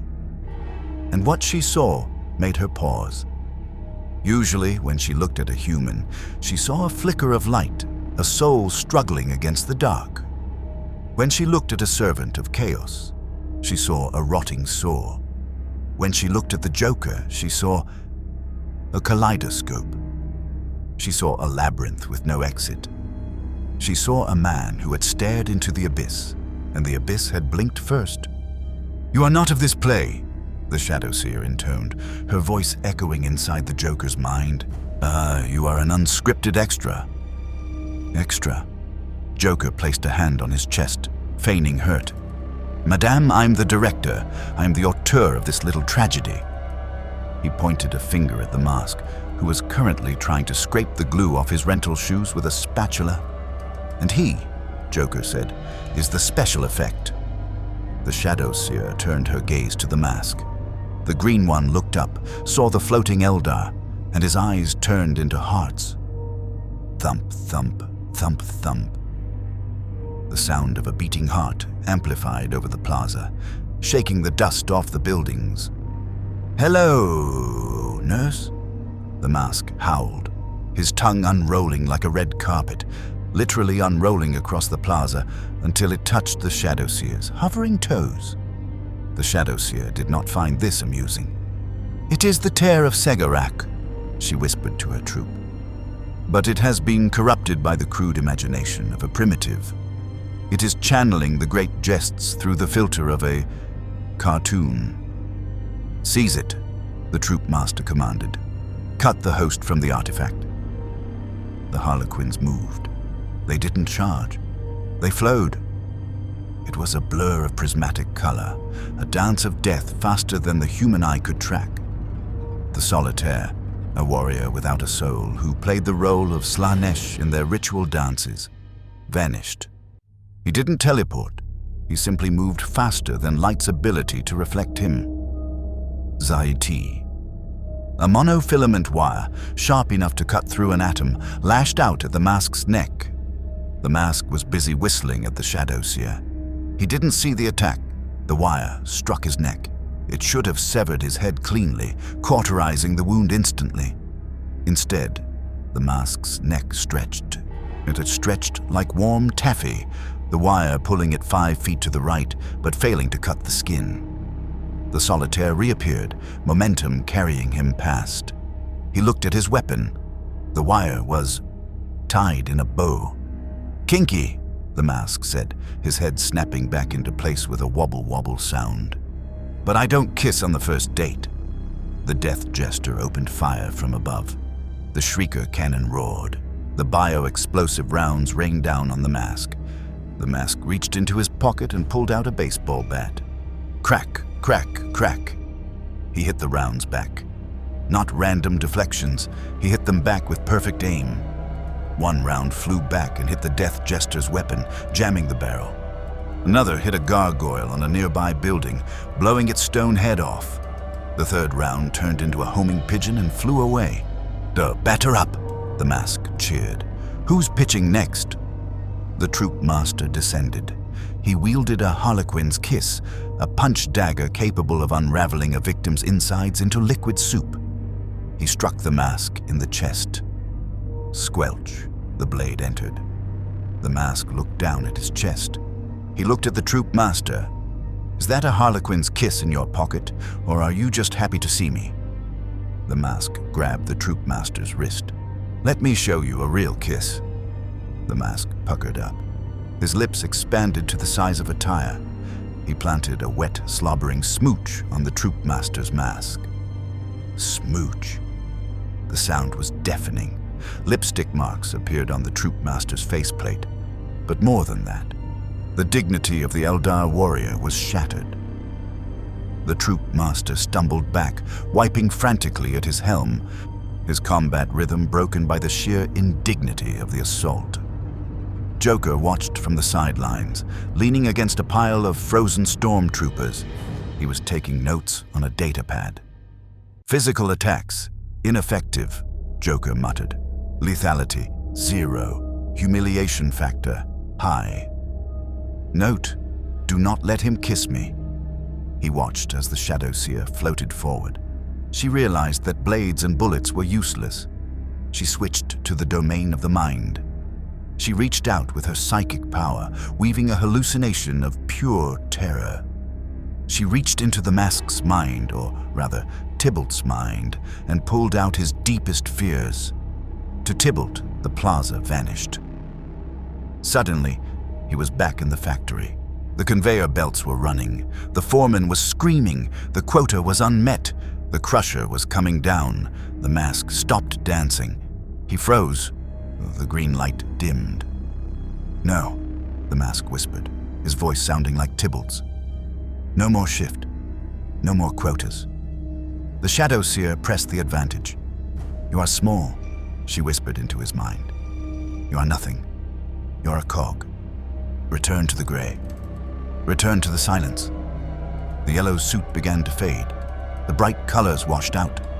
Tybalt slumped, his hands gripping his head. I just wanted to have fun, Tybalt whimpered. Joker's eyes narrowed. Ah, he said softly. There it is. The Achilles heel. The man behind the mask. Joker knew he had to intervene. If the Eldar broke Tybalt's mind, they would take the mask. And if they took the mask, the show was over. And Joker hated it when the show ended early. He reached into his coat. He bypassed the acid flower. He bypassed the razor cards. He pulled out a small, unassuming rubber ball. He threw it. It wasn't a weapon. It was a prop. The ball bounced, bowing. It landed right in front of the slumping mask. The mask looked at the ball. The ball sprouted legs. It did a little dance. It held up a sign that said, "The show must go on." Tybalt blinked. The hallucinations of the factory flickered. The logic of the Toon Force fought against the Eldar's psychic projection. "Hey!" Joker shouted, stepping into the circle. The Shadow Seer turned to him. "Do not interfere, Monkey. This does not concern you." "Oh, but it does." Joker grinned. "You see, you're making a classic mistake. You're trying to make him sad. You're trying to make him serious." Joker walked closer, ignoring the solitaire who had materialized with a blade to Joker's throat. Joker didn't even look at the blade. "You can't break a cartoon with tragedy," Joker lectured the Shadow Seer. "Tragedy is their fuel. Wile E. Coyote falls off a cliff, he doesn't get depressed. He orders a bigger rocket." Joker looked at the mask. "Hey, big head," Joker yelled. "Are you going to let these mime rejects cancel your series? They say you're washed up. They say you're a rerun." The mask's head snapped up. "A rerun?" The green light flared back to life. The factory hallucination shattered like glass. "Nobody," the mask roared, his voice returning to the booming baritone, "cancels me." He reached into his pocket and pulled out a chainsaw, but it wasn't a normal chainsaw. It was gold-plated, studded with diamonds, and the engine sounded like a heavy metal guitar solo. "Let's rock," the mask revved the saw. He spun. The solitaire, almost realizing the threat level had just spiked, backflipped away from Joker. The mask charged the Harlequins, but he didn't attack them with the blade. He attacked the environment. He cut the ground. He cut the air. He cut the very fabric of the scene. He sawed a circle around the Harlequins. "Going down?" the mask asked. The ground beneath the Eldar troop vanished. Just vanished. A cartoon hole appeared, black and bottomless. Gravity, which had been ignored for most of the fight, suddenly remembered its job. The Harlequins fell. Even with their flip belts, the sudden shift in reality disoriented them. They tumbled into the hole. "Bye-bye." The mask waved. He kicked a rock into the hole. A few seconds later, a distant thud and a cat screech were heard. The mask dusted off his hands. He turned to Joker. "Thanks for the assist. Pal." The mask beamed. "Those guys were total buzzkills. All destiny this and sorrow that." "Boring." Joker smiled. It was a tight, controlled smile. "Any time," Joker said. "Us agents of chaos have to stick together." The mask looked around the ruined plaza. The Arbits were incapacitated. The Inquisitor was insane. The Harlequins were in a hole. "So," the mask clapped. "What's next? Lunch? I could go for a spicy meatball." Joker walked up to him. He put a brotherly arm around the mask's shoulder. The yellow suit felt synthetic, vibrating with energy. "Lunch sounds great," Joker said. "But first, I have a proposition for you."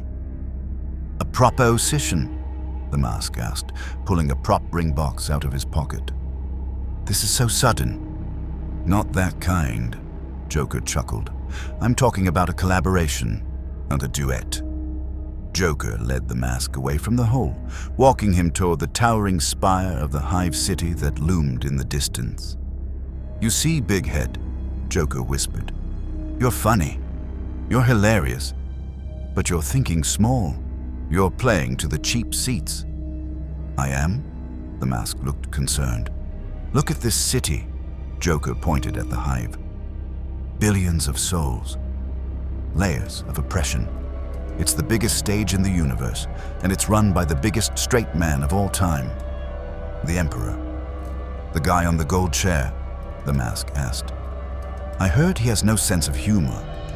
"Exactly," Joker hissed. "Imagine, just imagine, if we could make him laugh." The mask stopped. His eyes bugged out. His tongue unrolled and hit the floor.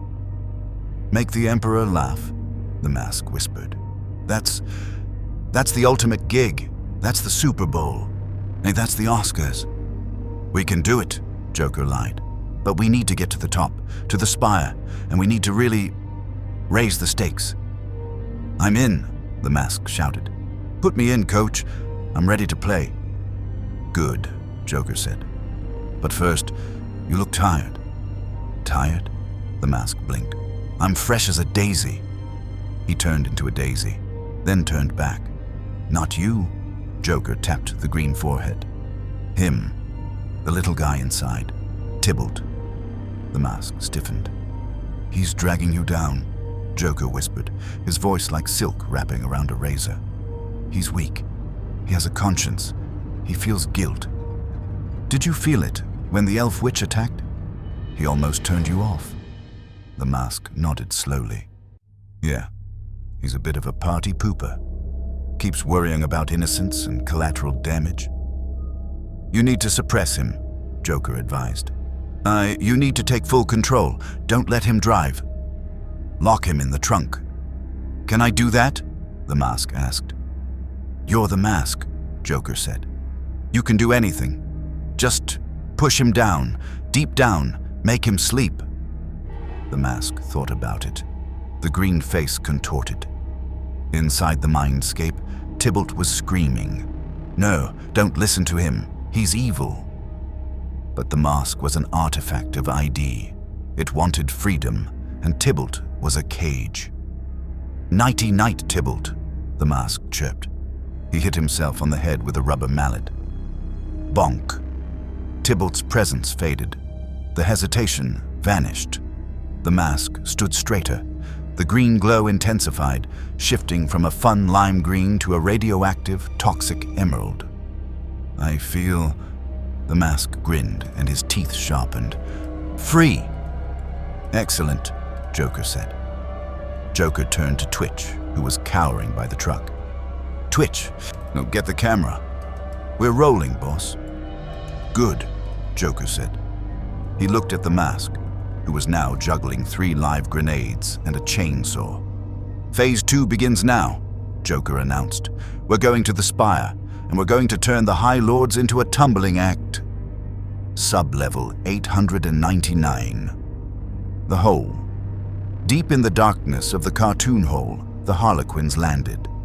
They didn't hit the bottom, because there was no bottom. They floated in a pocket dimension of hammer space.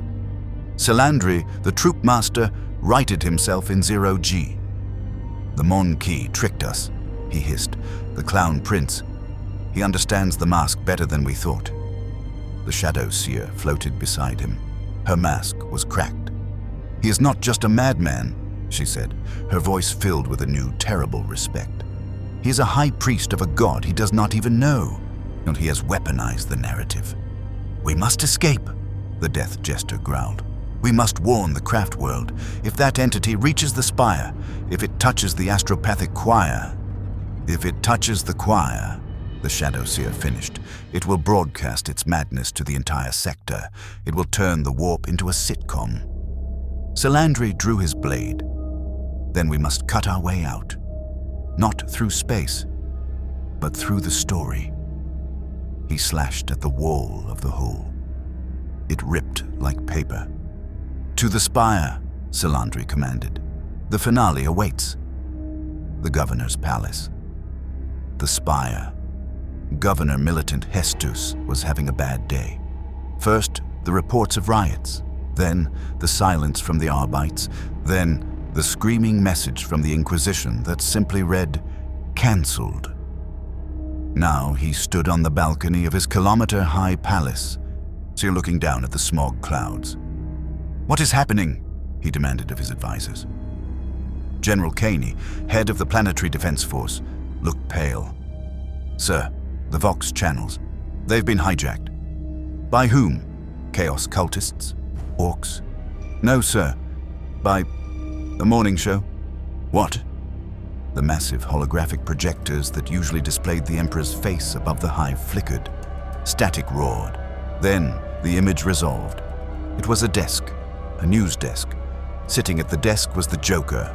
He was wearing a suit made of human skin. No, wait, it was just a very convincing latex prosthetic. He looked professional. He looked sane. "Good evening, Hive Desolatum." Joker beamed into the camera. "I'm your host, Jack Napier, and this is the 6 o'clock slaughter." He shuffled his papers. "Tonight's top story, gravity. Is it a law or just a suggestion? In our field reporter, the mask is on the scene to find out." The screen split. It showed the side of the spire, the sheer vertical wall of adamantium that rose 10 kilometers into the sky. Climbing it, not with gear, but by simply running vertically up the wall, was the green monster. "I'm coming for you, Governor," the mask screamed, his face filling the screen. "And I brought pizza." He held up a pizza box. He opened it. Inside was a landmine with pepperoni. Governor Hestus stepped back. "Deploy the void shields," he screamed. "Deploy the Titans.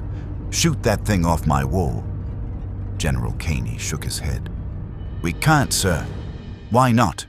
"Because," Caney pointed at the screen. He's eating the missiles, sir." On the screen, a Hydra flak battery opened fire on the climbing mask. The mask caught the shells, salted them, and then popped them into his mouth like peanuts. Crunch, crunch, boom, burp. "Delicious," the mask yelled. "Needs more garlic." Joker, back at the news desk, chuckled. And there you have it, folks. The defense grid is tasty. We'll be right back after a word from our sponsor, Smilex. It puts the laughter in slaughter. Joker stared directly into the camera. His eyes bored into Hestus's soul. "Don't change that channel, Governor. You're the guest star." The spire of Hive. Desolatum was not merely a building. It was a geography of class warfare solidified in adamantium and stained glass. It pierced the smog clouds, rising 10 kilometers above the suffering masses, a needle injecting the sky with the arrogance of the Imperium. On the tactical displays of the Planetary Defense Force Command Center, a green dot was ascending that needle at speeds that defied friction. General Kane stood before the hololith, his knuckles white as he gripped the railing. "He's passing the cloud layer," an aide reported, voice trembling. He just drew a mustache on the gargoyles of the 400th floor." "The Titan," Caney croaked. "Where is Invictus Ferox?" "The guard machine is in position on the sky bridge, sir. Void shields cycling. Weapons charged." Caney closed his eyes. And to unleash a Titan within the city limits was heresy.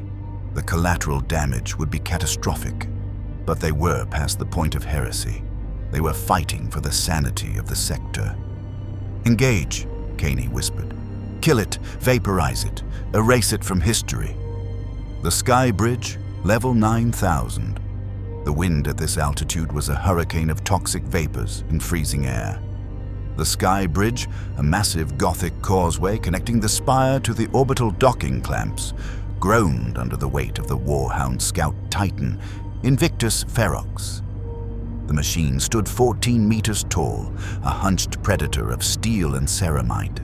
Its void shields shimmered with an oily sheen. Its plasma blast gun glowed with the heat of a captive star.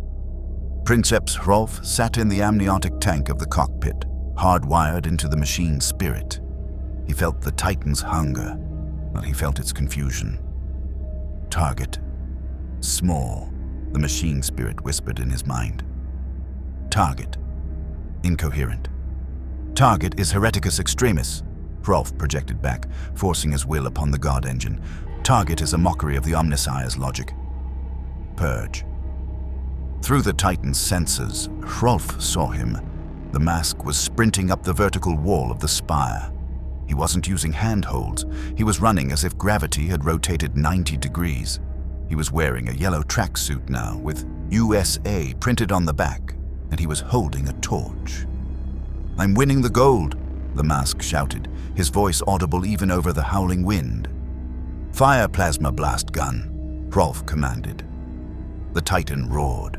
The sun-hot energy coalesced in the barrel and screamed forth. It was a shot that could melt a bunker complex. It struck the wall where the mask was running. Boom! Molten ferrocrete sprayed into the abyss. The shockwave shattered windows for a mile in every direction. "Target destroyed?" Hrolf queried. "Target absent," the machine spirit replied. "Wait, target above." Hrolf panned the sensors up. The mask was standing on top of the Titan's head. He was wearing a cowboy outfit, chaps, spurs, and a 10-gallon hat. He was holding the Titan's sensory antenna like reins. "Yeehaw!" the mask hollered. "Ride 'em, cowboy. This bull's got a kick." Hrolf felt a phantom sensation of weight on his own head. "Get him off! Vulcan Megabolter! Anti-personnel protocols!" The Titan's secondary arm raised, trying to aim at its own carapace. It was an impossible angle. "Buck him!" Hrolf screamed. The Titan thrashed, its massive hydraulic legs stomping the bridge, sending tremors through the spire. The mask didn't fall. He pulled a carrot out of his pocket, a carrot the size of a tree trunk. "Here, boy," the mask cooed. "Who's a good god machine? You are. Yes, you are." He dangled the carrot in front of the Titan's visual sensors. The machine spirit of Invictus Ferox, an ancient and bellicose intelligence forged on Mars, paused. It analyzed the carrot. Organic sustenance detected. Designation: crunchy. "No," Hrolf shouted. "Do not engage the vegetable. It is a trap." But the Toon Force was insidious. It didn't just warp physics, it warped intent. It rewrote the script of the soul. The Titan, a machine built for genocide, suddenly felt a compelling, overriding urge to munch. The Titan lunged for the carrot. The mask pulled it back. "Ole!" The mask laughed. The Titan stepped forward. Too far. And its massive foot missed the edge of the sky bridge. Hrolf screamed as the horizon tilted. "Stabilizers! Gyros! Going down!" the mask announced, pulling a ripcord on his vest. A parachute deployed, but instead of a chute, it was a giant anvil labeled Acme 100 tons. The anvil dragged the mask up, because physics was on holiday, while the Titan plummeted down. Hrolf watched the spire rush past his sensors. He saw the mask floating above him, waving a handkerchief. "So long, farewell, auf Wiedersehen, goodbye," the mask sang. The Titan hit the cloud layer and vanished. A few seconds later, a mushroom cloud of comedy dust puffed up, spelling out the word Splat. The governor's palace. Throne room. Joker watched the feed on the governor's personal monitor. He sat on the governor's throne, his boots resting on the velvet cushions. "Now that," Joker critiqued, popping a grape into his mouth, "was a bit derivative. The falling off a cliff gag. Classic, yes, but predictable." Governor Hestus was on his knees, surrounded by the corpses of his personal guard. The Joker hadn't killed them with weapons. He had used a joy buzzer that amplified the electrical signals in their brains until they died of sheer ecstasy. Their faces were frozen in rictus grins. You monster," Hestus wept. "That was a Titan, a holy relic." "It was a prop," Joker dismissed. "Everything is a prop, Governor, even you." Joker stood up. He walked to the massive balcony doors. The wind was howling, carrying the sound of sirens and distant explosions. "He's coming," Joker whispered. "The star of the show." "Why are you doing this?" Hestus pleaded. "What do you want? Power? Credits? I can give you a planet. I can give you a system." Joker turned. His face was stark white, his lips a jagged scar of red. "I don't want your stuff, Hestus. I want your concept." Joker leaned in close, smelling of chemicals and rot. "You see, the mask, he's powerful, infinite power, but he's childish. He thinks chaos is about pie throwing and funny noises. He thinks it's a game." Joker pulled a knife from his coat. It wasn't a prop knife. It was a rusty, serrated blade he had found in the underhive. It was real. It was nasty. "I'm going to teach him the difference," Joker hissed, "between a comedy and a tragedy." Crash. The balcony doors shattered, not into glass shards, but into butterflies. The mask stood there. He was back in the yellow suit, but it was glowing with a blinding aura. He was hovering a few inches off the ground. "Honey, I'm home," the mask bellowed. "And I brought the ratings." He zoomed into the room, leaving a trail of fire. He stopped in front of the Joker. "Did you see that, boss?" The mask bragged, thumbing towards the balcony. "I turned a robot into a pile of scrap. Bing, bang, boom."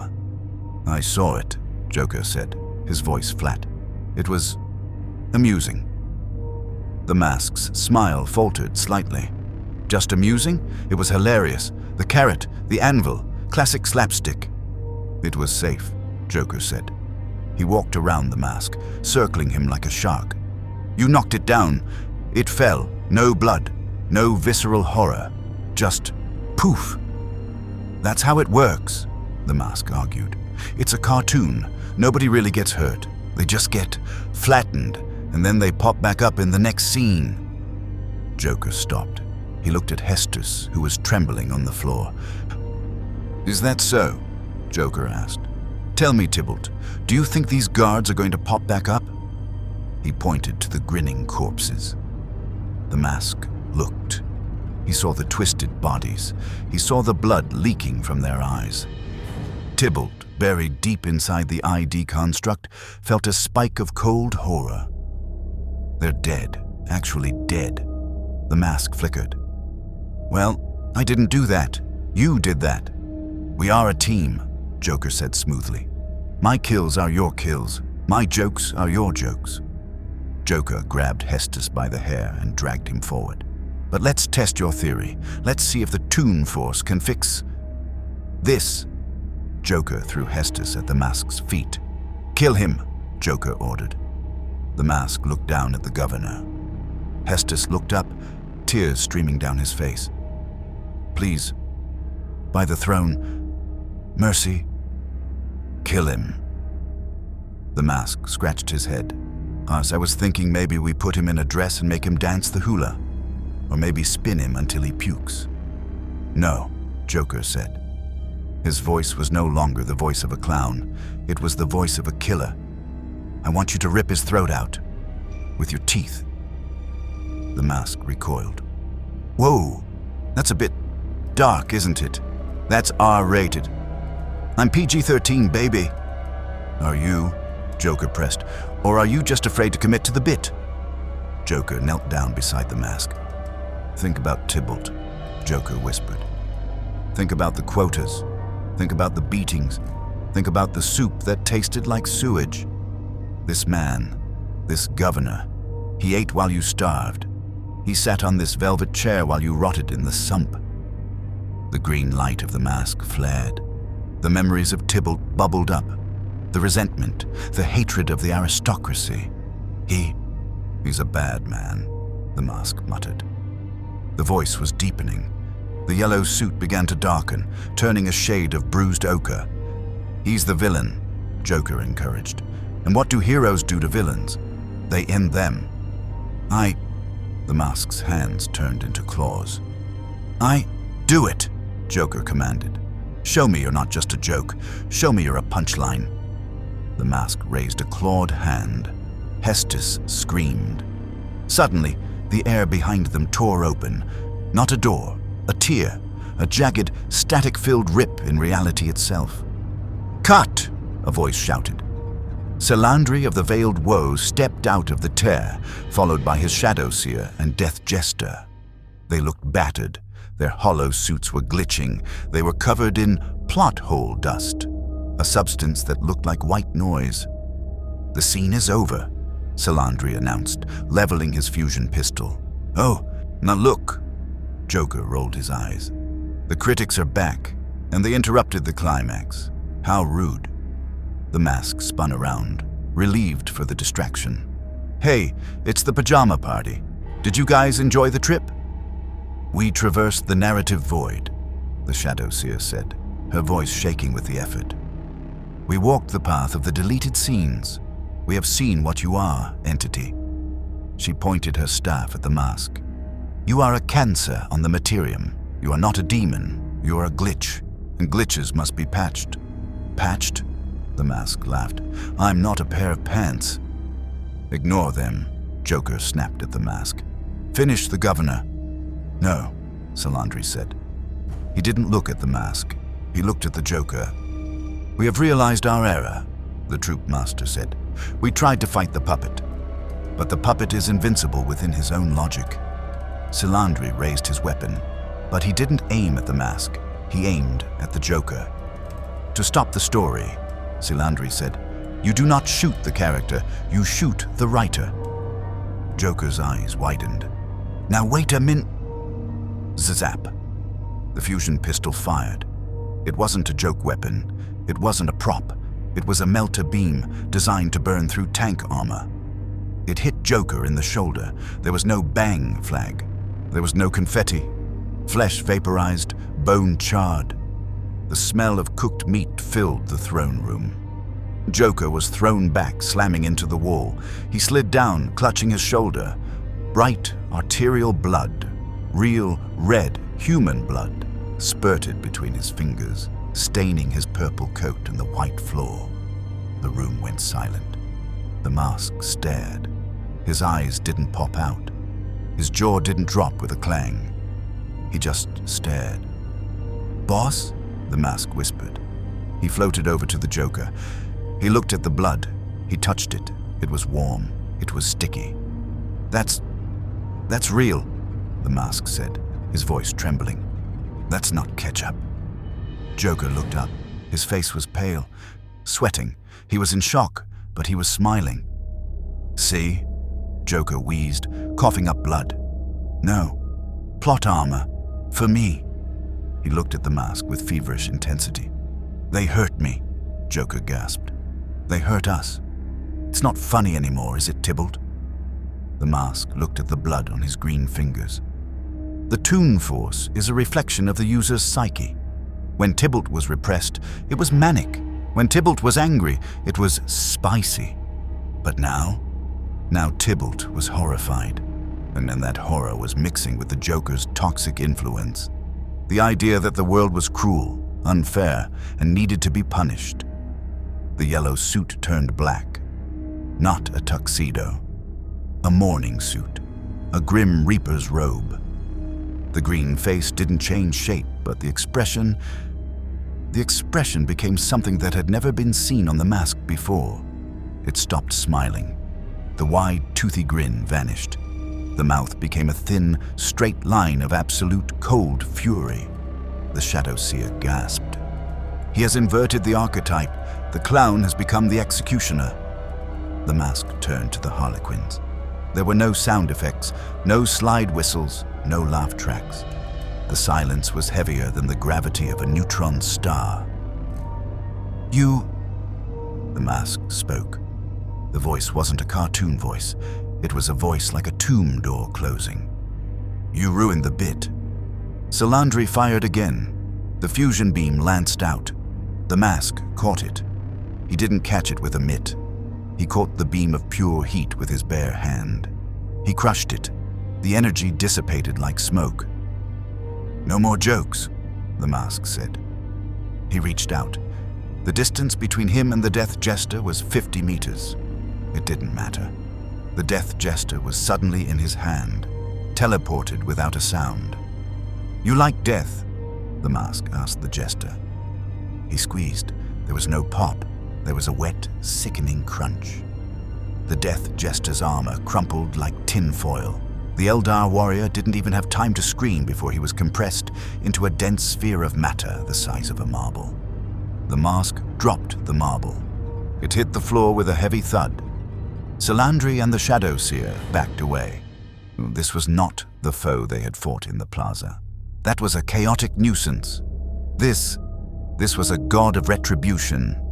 "We must flee," the Shadow Seer cried. "He has weaponized the Grimdark." "Leaving so soon?" the mask asked. He reached into his robe and pulled out a weapon. It wasn't a rubber chicken, it wasn't a Tommy gun, it was a bolter, a standard Godwin pattern bolter. But it was black, and it dripped with a shadowy ichor. "I'm rewriting the script," the mask stated. He pulled the trigger. Blam, blam! The shots were deafeningly realistic.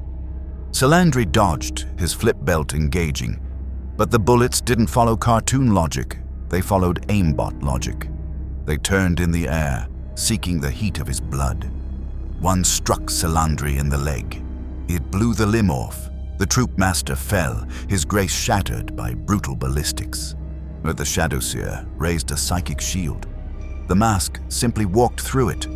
He didn't shatter it, he ignored it. He was currently operating on a level of reality where magic was just another special effect to be turned off. He grabbed the Shadow Seer by the throat. He lifted her off the ground. "You hurt my friend," the mask said, tilting his head. The smooth green wood looked like polished jade. "That's not very funny." "Wait," Joker called out from the wall. The mask paused. He looked back at the Joker. Joker was struggling to stand, holding his ruined shoulder. He looked at the mask, this black-robed avatar of death, and he felt a twinge of something he hadn't felt in years. Jealousy? No. Fear. The Joker wanted chaos. He wanted madness, but he wanted it to be his madness. He wanted to be the punchline. This mask. But this wasn't a punchline. This was an ending. A period at the end of the sentence. If the mask killed the Harlequins like this, efficiently, brutally, then the story ended, and the Joker needed the story to continue. Don't kill them yet," Joker wheezed.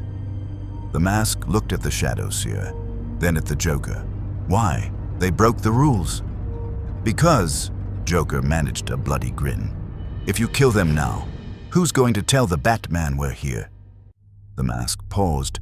The mention of a new character, Batman, triggered a flicker in the Toon Force logic. A crossover potential. "Batman?" the mask asked. The black robes lightened slightly, turning back to a dark gray. "Is he funny?" "He's the straight man," Joker lied. "The ultimate straight man. Think of the pranks, big head. Think of the pranks." The mask considered this, so he looked at the Shadow Seer. "You're lucky," the mask growled. He didn't kill her. Instead, he reached into her mind. "Ripe." He pulled something out, a glowing ribbon of light, her memory of the event. "I'm taking this," the mask said, "to put on the fridge." He dropped the Shadow Seer. She collapsed, catatonic, her mind wiped blank. The mask turned back to the Joker. He walked over and placed a hand on Joker's wound. "Kiss it better?" the mask suggested. His hand glowed. The charred flesh of Joker's shoulder knit together. The bones snapped back into place. It wasn't a holy healing, it was a rewind. The wound simply unhappened. Joker flexed his arm. He looked at the mask. "You saved me," Joker said softly. "We're partners." The mask beamed. The smile returned, though it was still sharper, more dangerous than before. "The clown and the big head were going to rule this town." Joker nodded. But in his mind, the gears were turning. The mask had almost gone too far. He had almost become boring. Efficient violence was the Imperium's shtick. The Joker needed to keep the mask on the edge, between hilarity and horror. "Yes," Joker said. "We are." He walked over to the governor, who was still cowering on the floor, having witnessed the demigod-level violence. "Now, Governor," Joker said, wiping the blood from his coat. "About that broadcast." Joker pointed to the camera, which was miraculously still recording. "I think we need to issue a challenge." Joker stepped into the frame. The mask loomed behind him, juggling the crushed remains of the Death Jester, the marble. "Citizens of the Imperium," Joker announced. "You've sent your police, yes, you've sent your soldiers. You've sent your giant robots and your space clowns." Joker leaned in. "But you haven't sent your angels." He smiled, and it was a smile that promised the end of worlds. "Send us the Space Marines. Send us the Astartes. We're bored, and we want to play." Orbit above Hive Desolatum. On the bridge of the strike cruiser, Sword of Truth, Chapter Master Valerius of the Ultramarines watched the transmission. He saw the green monster. He saw the pale man. He saw the mockery of the Imperial truth. Beside him, Cato Sicarius gripped the hilt of his sword until his gauntlets creaked. "They dare," Sicarius hissed. "They dare summon the sons of Guilliman?" Valerius turned off the screen. "They do not summon us, brother," Valerius said, his voice like grinding tectonic plates. "They have merely announced the location of their execution. Prepare the drop pods." Valerius looked at the planet below. "We do not bring jokes. We bring the Emperor's wrath." The sky above Hive Desolatum did not weep. It burned. The atmospheric friction of 20 drop pods screaming down from low orbit turned the smog layer into a canvas of streaking fire. To the citizens cowering in the lower levels, it looked like the wrath of God descending to judge the wicked. To the Joker, standing on the shattered balcony of the governor's spire, it looked like the main event. "Ooh, fireworks." The mask clapped, leaning over the railing. He was wearing 3D glasses and holding a bucket of popcorn that was bottomless. "I love the 4th of July, or is it the 41st millennium?" Joker didn't smile. He adjusted the cuffs of his purple coat, wincing slightly as the phantom pain of his healed shoulder throbbed. "This isn't a celebration, big head," Joker murmured, his eyes tracking the telemetry of the incoming pods. "This is the hammer. They don't negotiate. They don't arrest. They exterminate. Let 'em come." The mask tossed a handful of popcorn into the air, where it turned into white doves that flew away. "I'm the king of the world. I'm the top of the heap." Boom! The first drop pod slammed into the Plaza of Ascension, 5 kilometers below the spire's peak. The impact was geological. Ferrocrete shattered, sending shockwaves rippling through the foundations of the hive. Boom, boom, boom. The rhythm of the impacts was a drumroll of war. 19 more pods slammed down, encircling the base of the spire and the key transit bridges. The doors of the pods blasted open with explosive bolts. From the smoke and fire emerged the Angels of Death, the Ultramarines. They were blue giants, ceramite-clad demigods of war.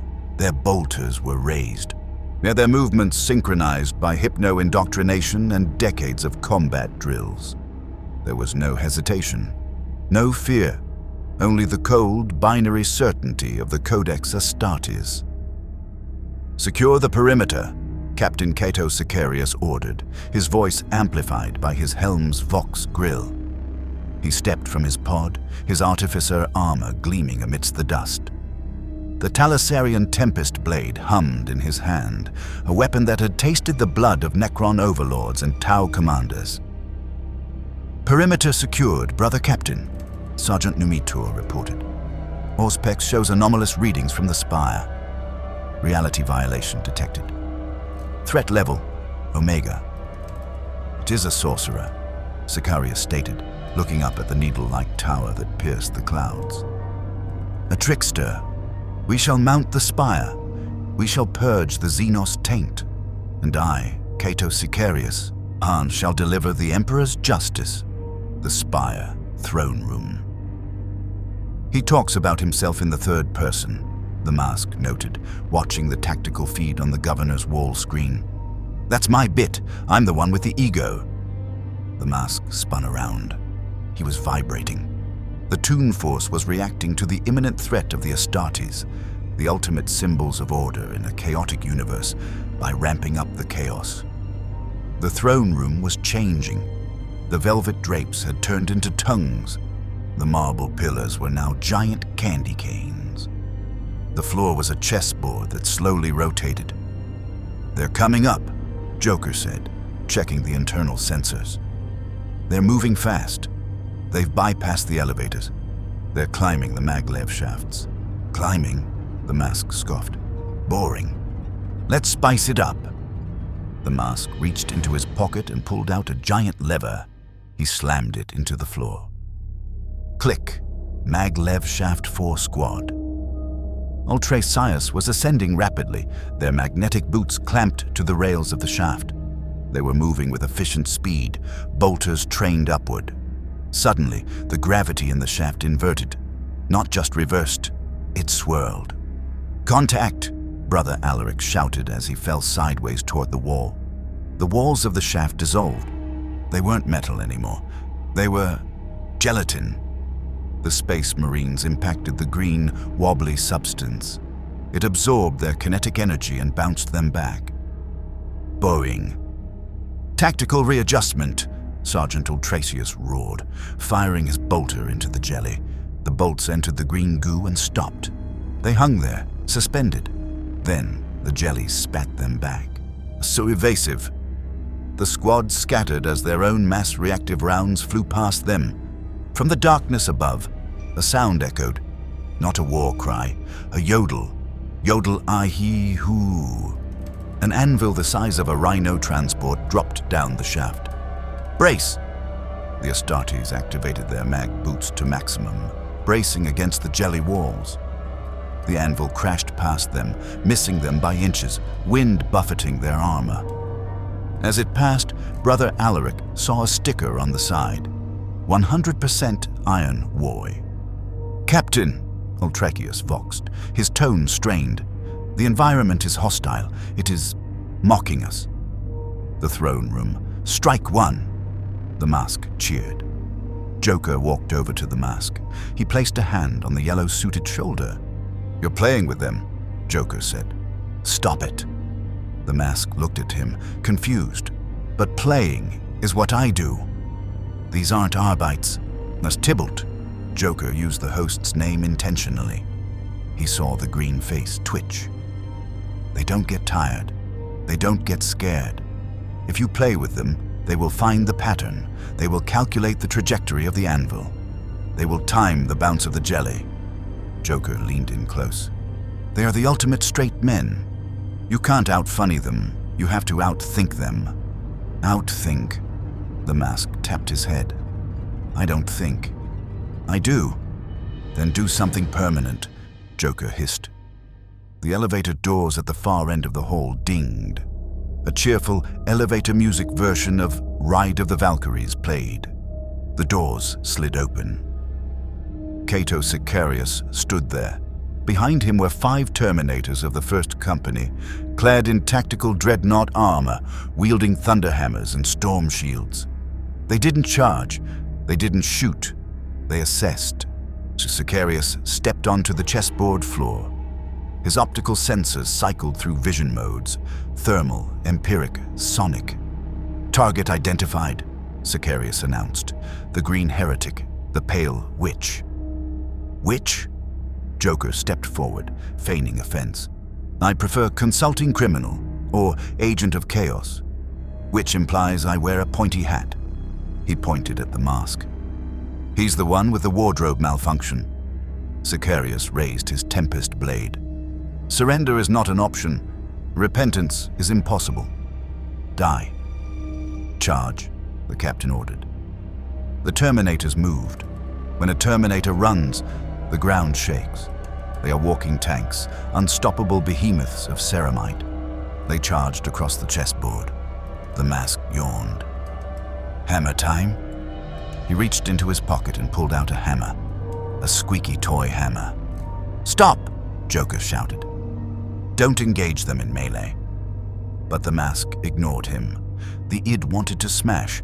The lead Terminator, Brother Titus, swung his thunder hammer. The weapon crackled with energy capable of cracking a tank's hull. The mask swung his squeaky hammer. Squeak! The two weapons collided. By all laws of physics, the mask should have been atomized. The kinetic energy of the thunder hammer was absolute. But the Toon Force dictates that the funniest outcome is the law. The thunder hammer didn't break the squeaky toy. The squeaky toy absorbed the thunder hammer. The massive power weapon vanished into the soft yellow foam of the toy. Brother Titus paused. He looked at his empty hands. Oh, the mask whispered. He hit Titus on the helmet with the squeaky hammer. Bonk. The Terminator armor didn't crumple. It vibrated. The vibrations intensified, resonating at a frequency that defied material science. Titus began to shake uncontrollably. His armor turned into a blur. Then he fell apart. Not dead, just disassembled. The bolts unscrewed themselves. The ceramite plates popped off. The wiring unspooled. Within seconds, the mighty Terminator was a pile of neatly stacked parts, and Brother Titus was sitting in his underwear, which were patterned with little ultramarine symbols, in the middle of the pile. Some assembly required. The mask laughed. Cato Sicarius did not pause. He saw the threat. He analyzed the data. Kinetic impact is redirected. Matter manipulation is active. Scatter, Sicarius commanded. Pattern Omega 9. Target the host. The remaining Terminators split up, flanking the mask. They activated their storm bolters. Blam, blam, blam, blam.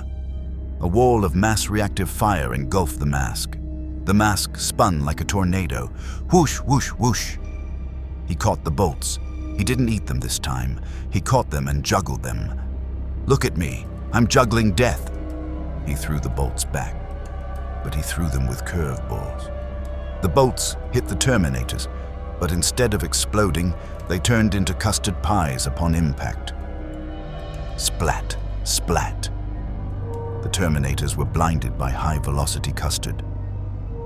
Visuals compromised, Brother Ignacio shouted, wiping vanilla cream from his sensors. This is ridiculous, Joker muttered, standing by the throne. He was watching Sicarius. The captain hadn't fired. He was watching, calculating. Sicarius noticed something. Every time the mask did something cartoony, the anvil, the squeaky hammer, the pies, the green light on his face flared. But in the brief nanoseconds between the gags, the host body, the man in the yellow suit, sagged. It costs energy, Sicarius realized. Not physical energy, narrative energy. He needs the momentum.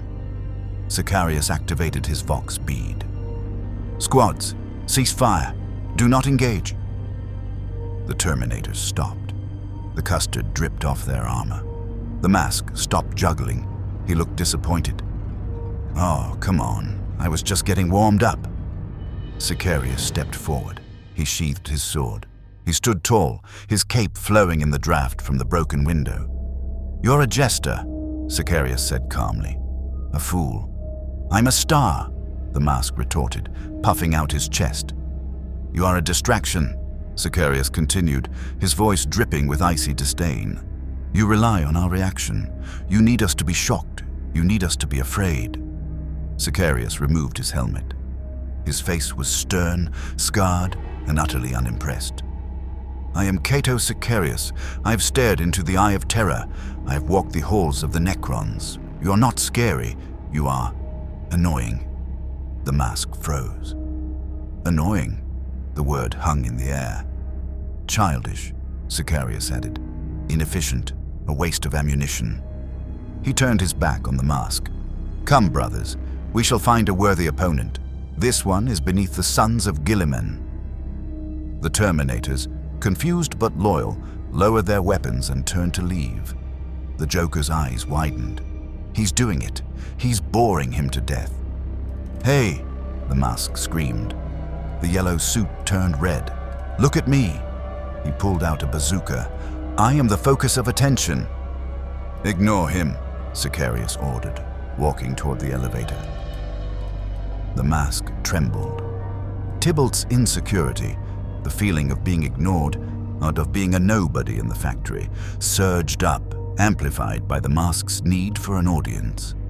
"Don't you walk away from me!" The mask fired the bazooka, but because he was angry, because he wasn't having fun, the Toon Force glitched. It wasn't a funny missile. It wasn't a boxing glove. It was a dud. The missile plinked off Sicarius's backplate and fell to the floor. A little flag popped out that said, "Putt." Sicarius stopped. He looked over his shoulder. He smiled, a cold, arrogant smile. "Pathetic," the mask screamed, a sound of pure, unadulterated rage. He grew. He bulked up. The spicy Hulk form began to manifest again. "I will crush you!" "Now," Sicarius whispered into his vox. "Strike!" The elevator doors opened again, but it wasn't empty. A librarian stood there. Brother Varro Tigurius, chief librarian of the Ultramarines, the most powerful psychic mind in the chapter. He didn't use lightning. He didn't use fire. He used stasis. Tigurius raised his force staff. He channeled the warp, not to destroy, but to halt. Time halt! A bubble of absolute temporal stillness slammed into the transforming mask. The mask froze. Mid-transformation. One arm huge and green, the other small and yellow. His face stuck in a snarl. The Toon Force fought it. The reality warping bucked against the stasis field. The air around the mask cracked like glass. Joker watched. He saw the mask vibrating. He saw the sweat on Tigurius's brow. They trapped him, Joker realized. They used his ego to make him commit, then hit him with the pause button. Sicarius turned back. He drew his sword. "The executioner's blow," Sicarius stated. "While he is fixed in time, through the connection to the warp is static. We can sever the head." Sicarius charged. Joker calculated the odds. If Sicarius killed the mask, the game was over. The Imperium won. Order was restored. Joker would be executed, boring or imprisoned, tedious. If the mask broke free, he would kill the Ultramarines, but he was becoming a mindless monster, a brute, and brutes were boring too. Joker needed a third option. He looked at the frozen mask. He saw the artifact, the wooden face, pulsing. It was fighting the stasis. It was struggling. It was loose. Joker realized something. The mask didn't care about Tybalt. It didn't care about the Joker. It cared about the act. And right now, Tybalt was freezing up. Tybalt was failing the audition. Joker reached into his coat. He pulled out the acid flower, but he didn't aim it at the Space Marines. He aimed it at the mask's straps. "Sorry, Tybalt," Joker whispered, "but you're getting the hook." Joker sprinted. "Stop him!" Tigurius shouted, sensing the intent. A Terminator turned and fired. A storm bolter round clipped Joker's leg. Joker fell. He tumbled across the chessboard floor, sliding on the slick marble. Pain shot through his body. He was mortal. He was fragile, but he was laughing. He slid right between Sicarius's legs. "Ole!" Joker gasped. He reached up. He didn't attack Sicarius. He threw the acid flower at the mask's head. The acid splashed onto the leather straps holding the mask to Tybalt's face. Hiss. The leather dissolved. The mask was no longer bound to the host. It was held on only by the stasis field. "Sicarius, the face!" Joker screamed. "Cut the face!" Sicarius, but reacting on instinct and the sudden confusing allyship of the enemy, adjusted his aim. The Tempest blade swung. It didn't cut Tybalt's neck. It sliced through the air just in front of his face. The disruption field of the power sword shattered the stasis bubble for a microsecond. The mask, sensing freedom, sensing a better host, launched itself off Tybalt's face. Tybalt 7 Delta, stripped of the power, collapsed instantly. He was just a naked, gray-skinned factory worker shivering on the floor. The green mask flew through the air. It spun in slow motion. Sicarius reached for it with a ceramite gauntlet. "I have the artifact." "No," Tigurius warned. "Do not touch it." But the mask had its own gravity. It swerved. It avoided the noble captain's hand. It flew toward the one source of pure, unadulterated madness in the room. The one mind that didn't need to be repressed because it was already wide open. Joker lay on the floor, bleeding from his leg. He looked up. The green mask descended toward him. Joker smiled, a smile that stretched his scars. "Hello, beautiful." He reached up. The mask landed in his hand. The room went silent. The Terminators froze. Sicarius lowered his sword. Tybalt whimpered in the corner. Joker held the mask. He looked into the empty eye sockets. He heard the music. Not the swing jazz of Tybalt. He heard a calliope.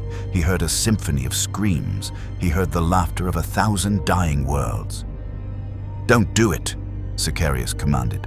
"You cannot control it." Joker looked at the captain. His eyes were shining with tears of joy. "Control it," Joker whispered. "Captain, I'm going to liberate it." He brought the mask to his face. The universe held its breath. Whoosh! It wasn't a green tornado. It was a purple hurricane. The spire shook. The glass blew out. The sky outside turned violet. The Ultramarines were blown back by a shockwave of pure narrative force. Sicarius dug his blade into the floor, anchoring himself. "Report!" Sicarius yelled over the roaring wind. "What is happening?" Tigurius fell to his knees, clutching his head. Blood poured from his nose. He's gone," Tigurius gasped. "The Joker is gone." "Dead?" "No." Tigurius looked up, his eyes wide with horror. "He's everywhere." The purple hurricane subsided. Standing in the center of the room was a figure. He wore a purple zoot suit with pinstripes made of lightning. His face was green, but the smile was painted red. The hair was a toxic, neon green pompadour. The entity adjusted his tie. He checked his cufflinks, which were tiny, screaming skulls. He looked at Sicarius. "Honey," the Joker mask said. The voice was the Joker's, but amplified, distorted, layered with a chorus of demons. "I'm home." He snapped his fingers. The throne room disappeared. They were no longer in the spire. They were in a circus tent the size of a city. The stands were filled with demons, cultists, and terrified citizens. And in the center ring, standing in the spotlight, were the Ultramarines. "Welcome!" The Joker mask boomed from the announcer's booth, which floated in the air. "To the greatest show on Earth, and the last show of your lives." Cato Sicarius looked around. He looked at his sword. It had turned into a balloon animal. "Emperor, save us," Sicarius whispered.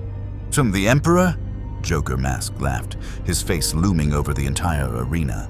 "Sorry, Cap, he didn't buy a ticket." The laws of reality in the Warhammer 40,000 universe are grim, rigid, and typically enforced by the barrel of a gun. Gravity sucks you down. The warp drives you mad. A bolter round blows you apart. There is a comfort in this brutality, a predictability to the suffering. The Joker mask entity did not just break these laws. He mocked them, pulled their pants down, and snapped a wet towel at their backside. The spire of Hive Desolatum was gone. In its place stood the big top. It was a tent made of skin, whose skin, it was best not to ask, stretched over ribs of adamantium that pulsed with bioluminescent veins. It spiraled up into the atmosphere, piercing the void shields and acting as a beacon of pure, unadulterated nonsense. Inside, the physics were purely optional. The ring was a floating island of sawdust and starlight, suspended in a void of swirling purple nebulae. where planets bumped into each other like bumper cars. The center ring, Cato Sicarius, captain of the Second Company, knight champion of Macragge, stood in the center of the ring. He looked down at his hands. His artificer armor, a relic 10,000 years old, was gone. He was wearing a tutu, a pink, frilly, sparkling tutu, and oversized clown shoes that honked with every step. I am Cato Sicarius, he stammered, his voice pitching up an octave because he had seemingly inhaled helium. And I demand to speak to the manager.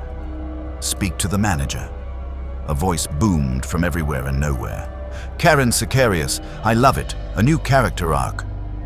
A spotlight slammed down, blinding the captain. The Joker mask descended on a trapeze made of human spines.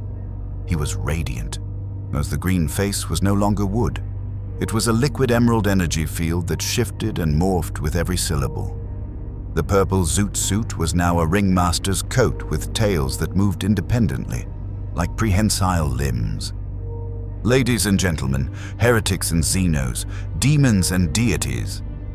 The Joker mask bellowed into a microphone that was actually a screaming severed head on a stick. Welcome to the grand premiere of The Killing Joke 40K edition, the audience roared.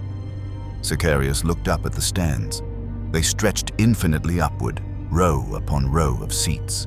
They were filled with the citizens of Hive Desolatum, but they weren't cheering. Their faces were frozen in rictus grins, their jaws wired open by invisible force. Their hands were clapping, but the sound was the wet slap of meat against meat, controlled by the ringmaster's will. They were the captive audience. Tonight, Joker Mask announced, landing on the sawdust with a flourish. We have a special treat, the Blue Boys in a feat of death-defying stupidity. He pointed his cane at the Terminators of the First Company. The mighty veterans, clad in tactical dreadnought armor, were balancing on unicycles. Tiny, squeaky unicycles. They were juggling chainswords that were on fire. Brother Titus, Sicarius voxed, though he had no helmet. Status. I cannot stop pedaling, Captain, Titus replied, his deep voice filled with existential dread. If I stop, the honking, it gets louder. Excellent, Joker Mask clapped. But a circus needs danger. It needs beasts. It needs the lion. He cracked a whip. The whip extended, tearing a hole in reality. From the rift, a creature emerged. It was a carnifex, and a tyrannid biotank, a living battering ram of chitin and muscle, usually driven by the hive mind to consume all biomass. But this carnifex was wearing a top hat and a monocle and a vest. Meet Fluffy, Joker Mask introduced. He's vegan, or he is now anyway. The carnifex roared, but instead of a terrifying screech, it made the sound of a deflating balloon. It looked confused. The hive mind's synaptic link was being jammed by a broadcast of polka music. Sicarius, Joker Mask pointed at the captain. Tame the beast, use the chair. A wooden chair appeared in Sicarius's hands. I am a warrior of the Astartes, Sicarius shouted, throwing the chair aside. I do not perform tricks. He charged the carnifex. He drew his sword, which was still a long pink balloon animal. He struck the beast. Squeak. The carnifex looked down at the balloon, and it looked at Sicarius. It tapped him gently on the head with a massive scything talon. Boop. Sicarius was driven into the ground like a nail. Only his head remained above the sawdust. Ah ha ha ha ha! Joker Mask fell backward, kicking his legs in the air. Classic, the pounding the nail gag, Looney Tunes 101. The sidelines. Tigurius, the chief librarian, stood by the curtain. He wasn't participating. He was the observer. The Joker Mask had left him his mind, perhaps as a cruelty. Tigurius could see the psychic architecture of this nightmare. It wasn't just reality warping, it was narrative warping. The entity hadn't just changed the physical laws, it had changed the genre. The grimdark grimness of the 41st millennium, where hope is a lie and only war remains. was being forcibly overwritten by the logic of a slapstick comedy. But because the underlying universe was so horrific, the comedy was curdling into something worse. "It's a sitcom," Tigurius whispered, watching a Terminator slip on a banana peel and explode into confetti that screamed, "He's turned hell into a sitcom." Beside him sat Tybalt. The former host was naked, shivering, hugging his knees. "He's happy," Tybalt whispered. "The mask, it's never been this happy." "It is not the mask anymore," Tigurius said, his eyes bleeding as he tried to look at the ringmaster. "The mask is a conduit. The Joker is the pilot, and the Joker, he hates this universe." Tigurius looked up. He could see through the tent's roof. He could see the void. "He's not just targeting us," Tigurius realized. He's broadcasting. High orbit, the bridge of the Macragge's honor. The flagship of the Ultramarines was a fortress in the stars, a 26-kilometer-long cathedral of war. Chapter Master Marneus Calgar sat upon his throne, his gauntlets of Ultramar gleaming. "Report." Calgar's voice was a tectonic rumble. "We have lost contact with Captain Sicarius. We have lost contact with the planet." "My lord," the shipmaster gasped, staring at the binoculars. You need to see this." Calgar stood up. He walked to the viewing bay. Below them, Hive Desolatum was changing. The smog clouds were rearranging themselves. They were forming shapes, 2 giant eyes, a massive, smiling mouth. The planet was smiling. And then it started to laugh. The atmosphere convulsed. Great storms of purple lightning arched from the poles. And then radio waves, simple, unencrypted radio waves, blasted out into the void.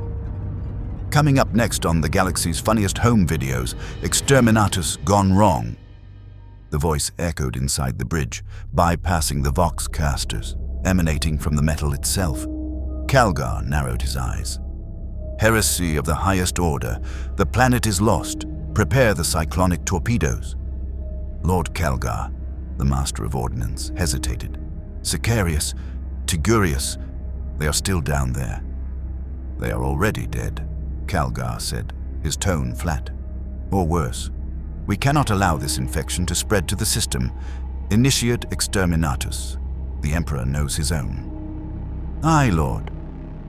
The great weapon bays of the Macragge's honor opened. The cyclonic torpedoes, weapons designed to scour all life from a world, to ignite the very atmosphere and crack the crust. Ours were loaded into the tubes. Fire. 4 torpedoes launched. They streaked down toward the smiling face of the world. The circus, center ring Joker mask, stopped laughing. He stood up, dusting off his tails. He looked up. His eyes, glowing like dying stars, pierced the tent. "Ooh," he pointed. "Special delivery. Is it a pizza? I hope it's pepperoni." He turned to the audience, the frozen, terrified citizens. "Look, kids, sky presents." Sicarius, still buried to his neck in the dirt, looked up. He recognized the thermal signature. He knew the doctrine. "Exterminatus," Sicarius whispered. "Calgar has done it. It is over." He felt a wave of relief. Death was better than this. To burn in holy fire was a mercy compared to being a punchline. Mercy? Joker Mask looked down at Sicarius, reading his mind. "You guys and your mercy. How's you're so dramatic?" "Oh, woe is me. Burn the planet. Boo ring." The Joker Mask reached into his pocket. He pulled out a baseball mitt. A giant baseball mitt. He grew. He didn't just get bigger. He scaled up. He became a titan. He became a mountain. He became a god of geometry. He tore the roof off the tent. Standing on the surface of the planet, the Joker Mask was now 10 miles high. He stood amidst the hive spires like a child in a Lego set. He looked up at the incoming torpedoes. "Bottom of the 9th, Joker Mask roared, his voice shaking the tectonic plates. "Base is loaded, 2 outs." He raised the mitt. The first torpedo, traveling at max speeds, hit the mitt. Thwack. Strike 1. The second torpedo. Thwack. Strike 2. The third and fourth came together. Joker Mask dropped the mitt. He reached into his belt and pulled out a baseball bat. It was the spire, the actual governor's spire. He had ripped it out of the ground, roots and all, and was using it as a Louisville slugger. "He's pointing to the fences," Joker Mask swung. Crack. The sound defied description. It was the sound of the concept of nuclear winter being hit by the concept of home run. The torpedoes were knocked back. They flew back up into orbit. They flew back toward the fleet. Orbit, impact in minus. The sensor officer trailed off. "Sir, the torpedoes, they are returning." "Impossible," Calgar growled. "They have no propulsion for return trajectory. They were battered, sir." "Battered? Impact imminent." The torpedoes didn't hit the ships. That would be a tragedy, and Joker wasn't writing a tragedy. The torpedoes exploded just in front of the fleet, but they didn't release plasma fire. They released pie filling, billions of tons of cherry pie filling. The void of space was suddenly filled with red, viscous, sticky goo. It coated the sensors of the Macraga's honor. It gummed up the engines of the escort frigates. It painted the strike cruisers in a delicious, fruity glaze. "Damage report," Calgar bellowed. "Shields are holding, sir, but we are sticky. We are extremely sticky." "And the view screen?" The main view screen was blocked by a giant cherry. Then, a face appeared on the comms. The Joker Mask. "How do you like them apples? Or should I say, cherries?" Honk, honk. Calgar sat back in his throne. He had faced the tyrannid swarms of Behemoth. He had held the gate against the orcs. "This enemy," Calgar said slowly, "this does not respect the laws of war." The circus, backstage Joker Mask, shrank back down to human size. Well, 7-foot human size, and landed in the ring. And the crowd goes wild. He pressed a button on a remote. The captive audience was forced to do the wave. He turned to Tigurius. "You see, librarian?" Joker Mask walked over, his shoes squelching in the sawdust. "You think your Grimdark is so tough. You think pain is the ultimate truth." Joker Mask leaned in, his face inches from the chief librarian.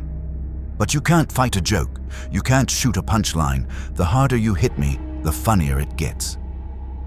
Tigurius looked into the green, swirling abyss of the mask's face.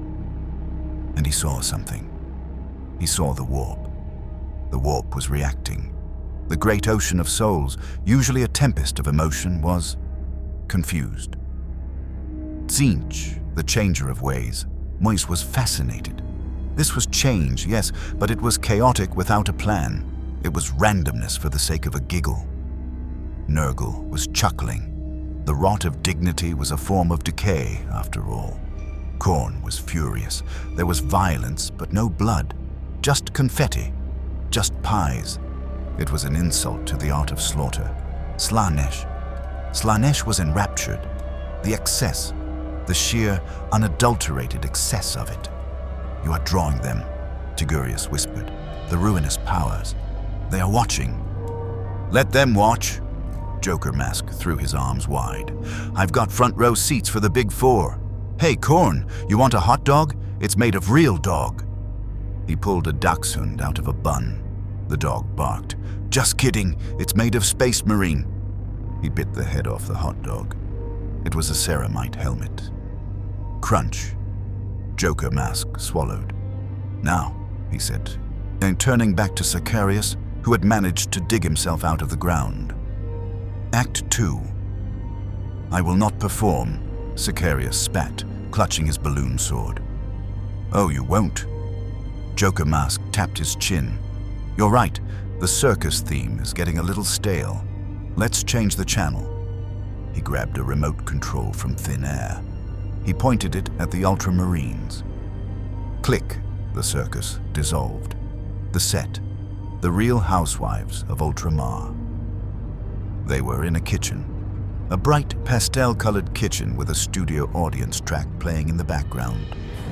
Sicarius was wearing an apron. He was holding a tray of muffins. Brother Titus was sitting at the breakfast table, wearing reading glasses and holding a newspaper. "Honey, I'm home." Joker Mask walked in through the door. He was wearing a cardigan and smoking a pipe. "Cato," Joker Mask said, and greeted by applause from the invisible audience.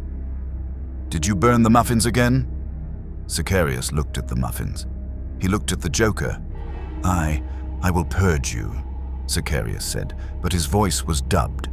It sounded like a nagging housewife. "I worked all day on these." The audience laughed. Sicarius froze. What did I just say?" "You're following the script." Joker Mask winked. "It's improv. Rule number 1, yes and—" "I did not say that," Sicarius roared. "I said I will gut you like a fish." But the audio came out as, "And I forgot to pick up the dry cleaning." Laughter. Joker Mask walked over to the fridge. He opened it. Inside was the head of the governor. "Oh, looks like we're out of milk." "Kill me," the governor's head whispered. "Not until the season finale." Joker Mask slammed the door. He turned to Tigurius, who was sitting on the counter, transformed into a cookie jar. "You see the problem, librarian?"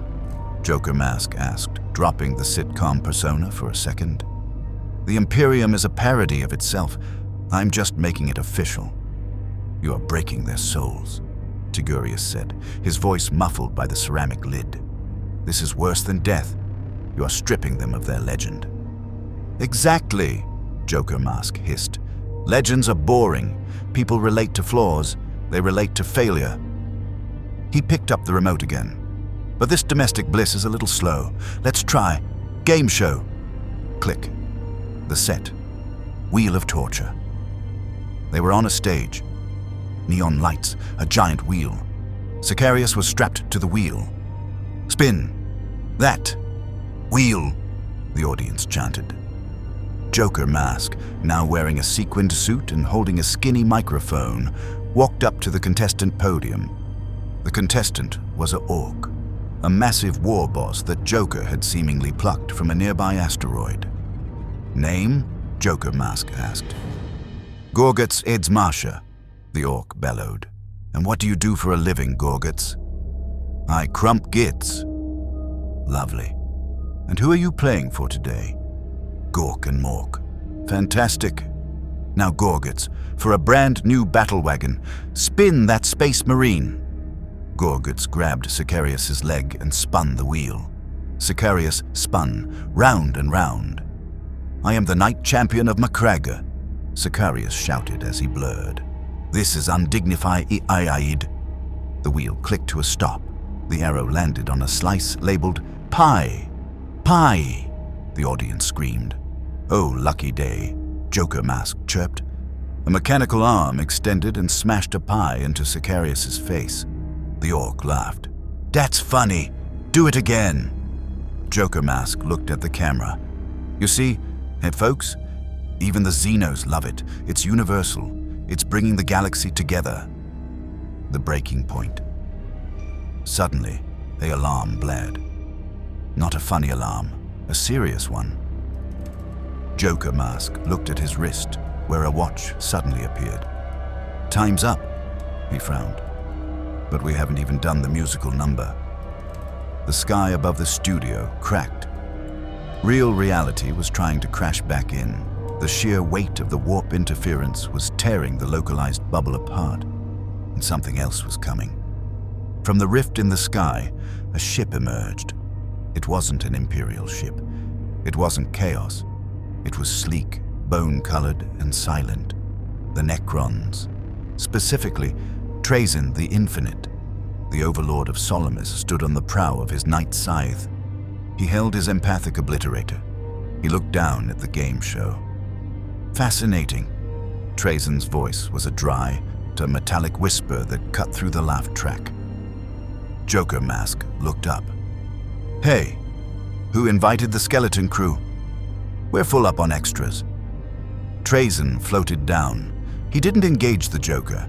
He looked at the scene. He looked at the ultramarines in aprons. He looked at the carnifex in a top hat. A unique cultural event, Trazyn mused. A moment of singular absurdity in galactic history. He raised his lantern, a tesseract labyrinth. I must have it. Have what? Joker Mask asked, narrowing his eyes. The set, Trazyn stated. The cast, the ambience. It will make a splendid diorama for my gallery, right next to the Horus Heresy display. Joker Mask's jaw dropped. You want to collect me? You are a rare specimen, Trazyn nodded, an avatar of the primordial absurd.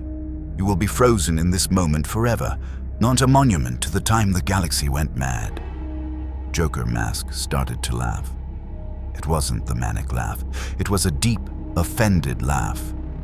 Frozen, static, unchanging. Joker Mask stepped forward, his suit turning into a suit of mirror armor. I am the punchline, Bone Daddy, and the punchline moves. We shall see, Trazyn said. He activated the tesseract. A green geometric field expanded, seeking to entrap the entire circus, the Ultramarines and the Joker Mask, in a pocket dimension of eternal stasis. Stasis again? Joker Mask sighed. You guys really are one note. He turned to the orc, Gorguts. Hey, Greenskin! What? You see that shiny metal skeleton? He says you're not funny. Gorguts narrowed his beady eyes. He what? He says you're a prop, a toy. Gorguts roared. I ain't no toy. I'm the biggest boss. Prove it, Joker Mask pointed at Trazyn. Crump him, Gorguts charged Trazyn. Wah! Trazyn sighed. Primitive. He swatted the orc away with a pulse of necrotic energy, but the distraction worked. Joker Mask reached into his pocket. You want to collect something, Trazyn? Collect this! He pulled out a black hole. Not a metaphor. A literal miniature black hole spinning on his finger like a basketball. Alley-oop! He tossed the black hole at Trazyn. Trazyn's ocular senses widened. That is, chronologically ill-advised. The black hole hit the tesseract field. Infinite stasis met infinite gravity. Crack. The sky shattered.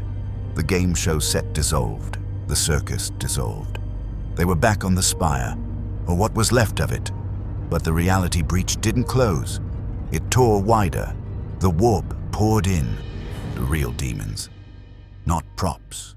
Bloodletters of Khorne. Demonettes of Slaanesh.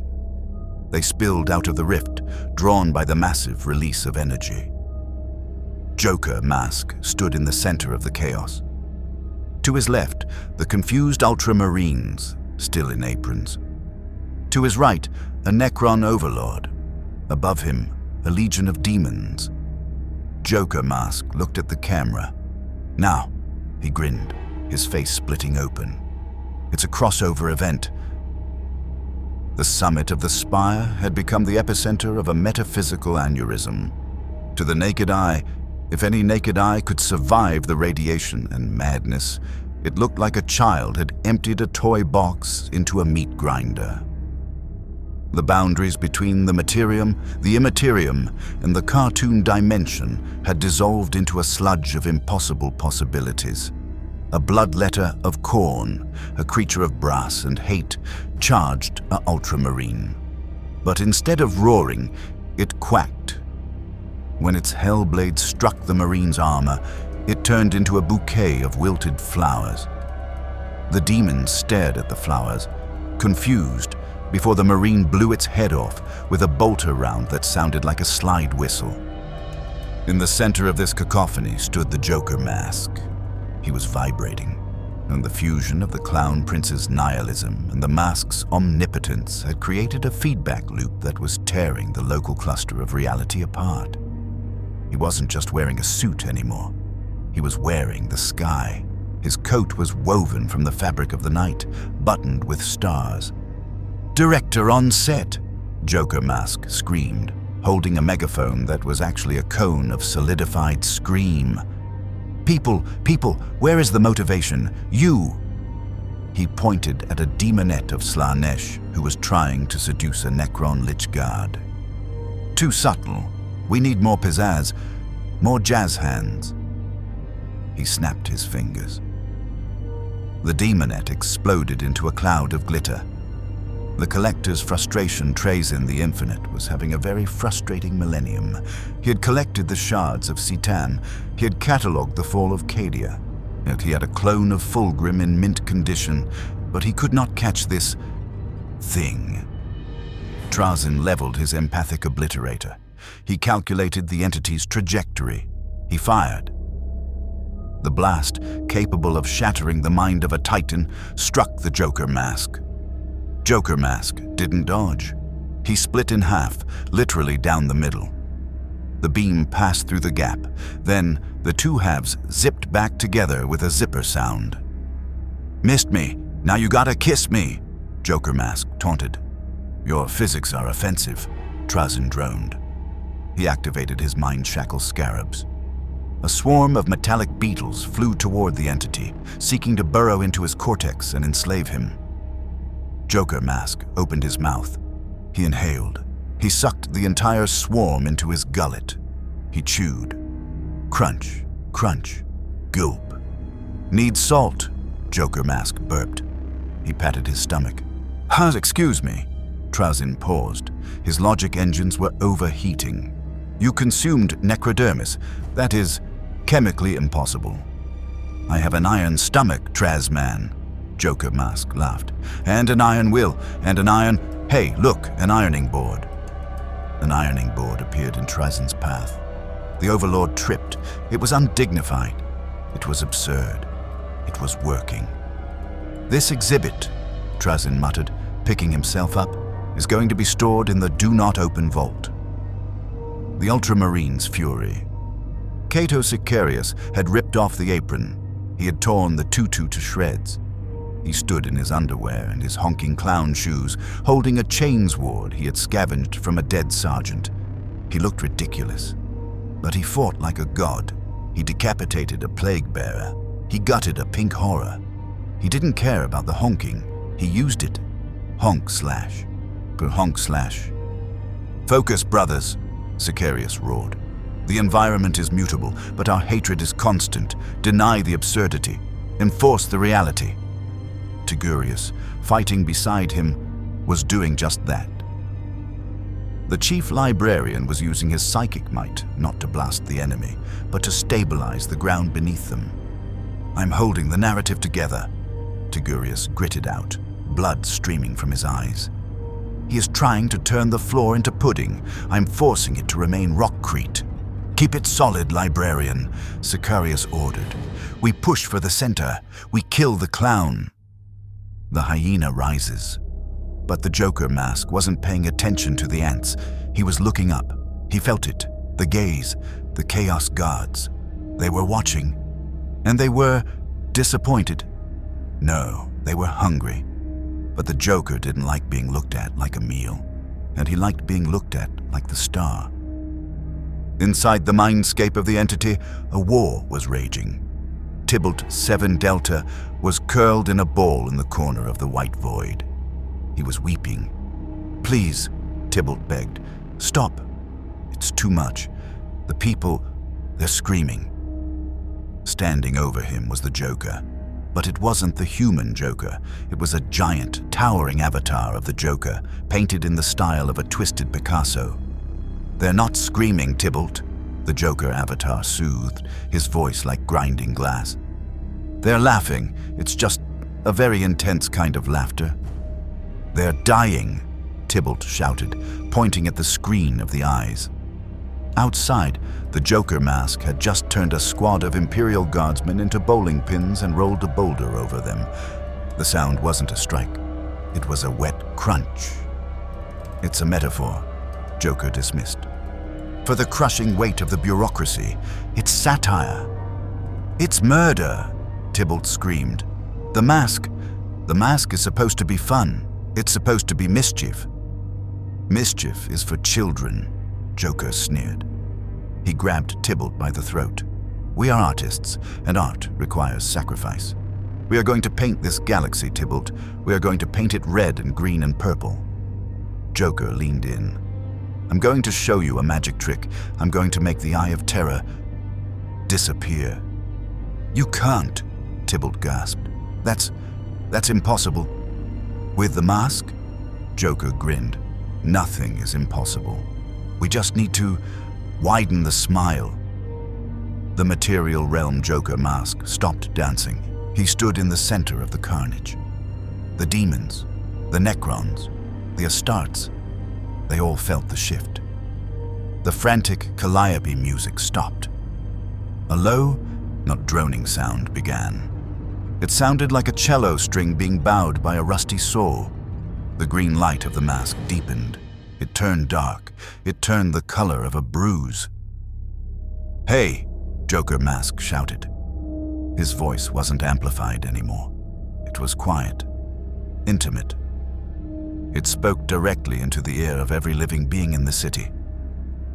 "You guys want to see the finale?" He reached into his pocket. He didn't pull out a prop. He pulled out a pencil, a giant, terrifyingly real pencil. It was the size of a spear. The lead tip was sharper than a molecular bond. "I call this bit," Joker Mask whispered, "the editor." He turned to a great unclean one, a massive, rotting demon of Nurgle that had just oozed out of the rift. The demon was laughing, its belly shaking with maggots. "You're gross," Joker Mask stated. "You're bad for the ratings." He pointed the pencil at the great unclean one. He moved his hand in a scrubbing motion. Scritch scratch. The great unclean one didn't explode. It didn't die. It was erased. First the belly, then the head, then the smell. The demon looked down in horror as its existence was scrubbed away like a bad sketch. "No," the demon gurgled. "Grandfather, save..." Scritch. Gone. Just white space where a demon used to be. A void in reality shaped like a monster. Trazyn halted his advance. His logic banks screamed. Reality erasure. Level absolute. He is editing the timeline, Trazyn realized. He is retconning us. Joker Mask giggled.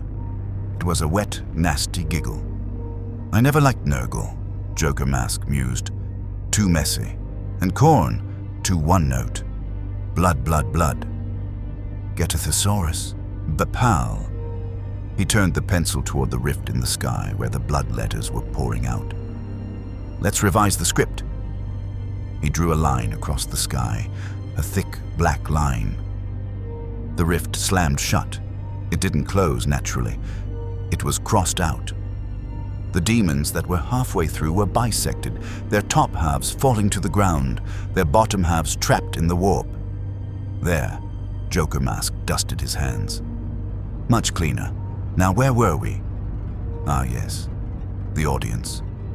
He turned his gaze to the hive city below, to the billions of souls huddled in the dark. "You know," Joker Mask said, tapping the pencil against his chin, "this setting, it's so depressing. The Gothic architecture, the skulls, it's so yesterday." He raised the pencil.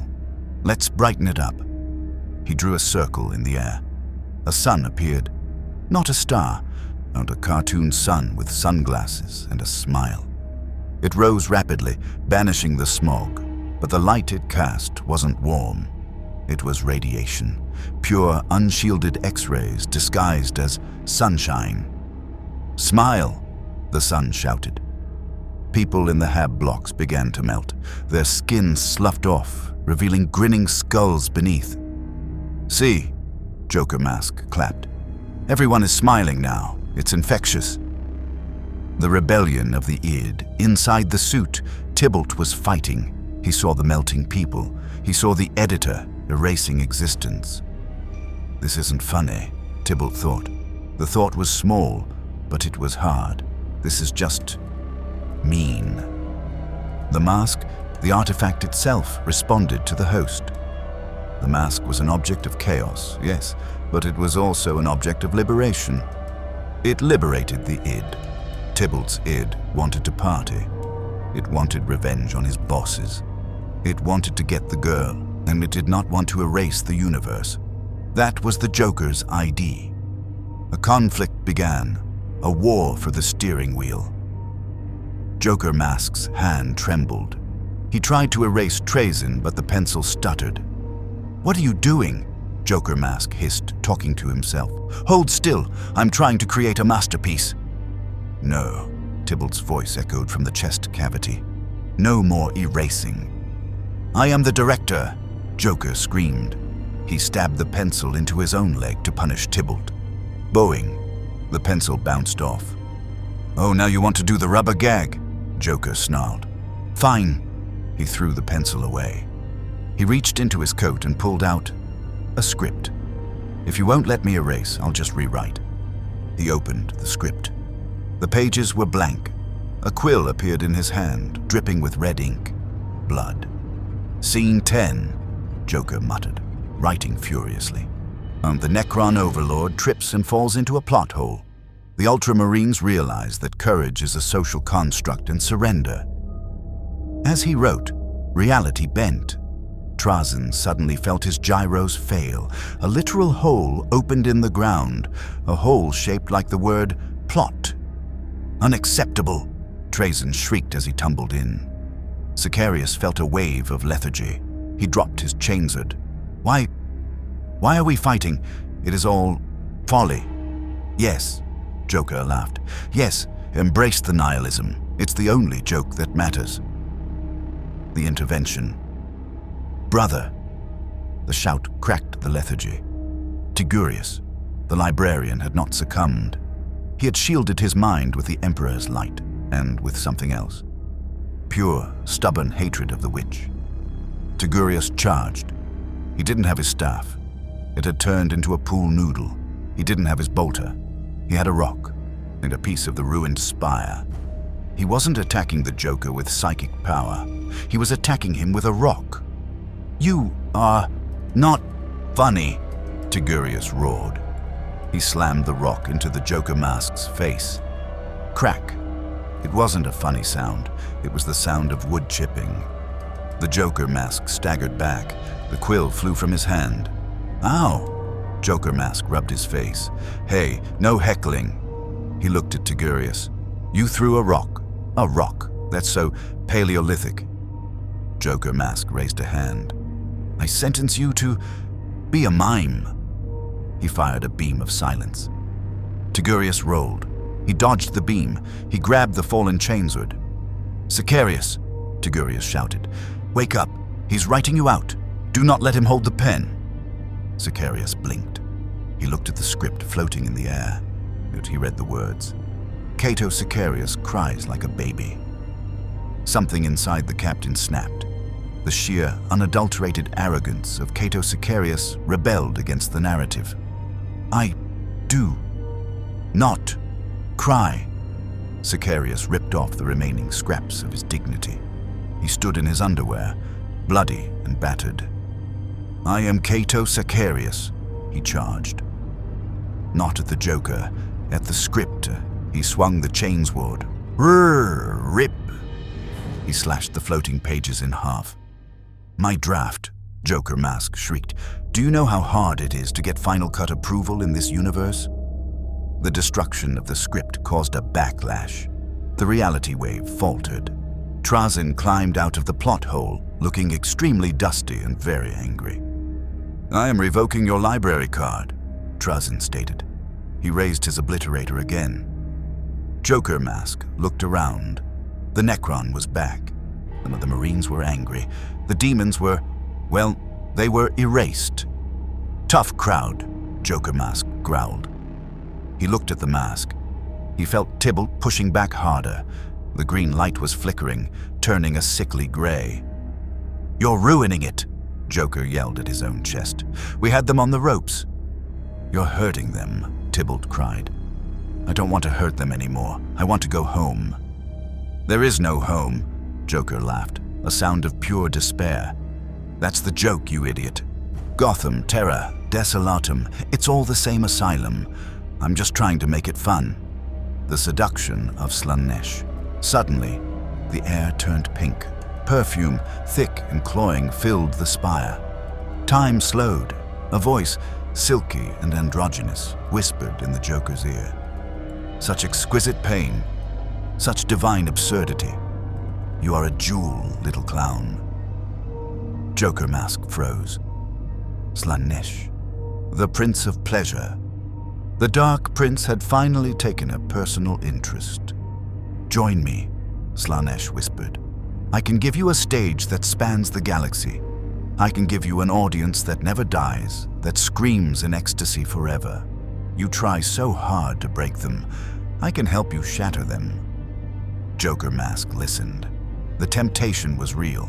Infinite chaos, infinite excess. But then, the Joker sneered. Join you. He looked into the warp rift that was trying to reopen. Listen, sweetie, Joker said, checking his nails. I appreciate the offer. Really, the leather, the spikes.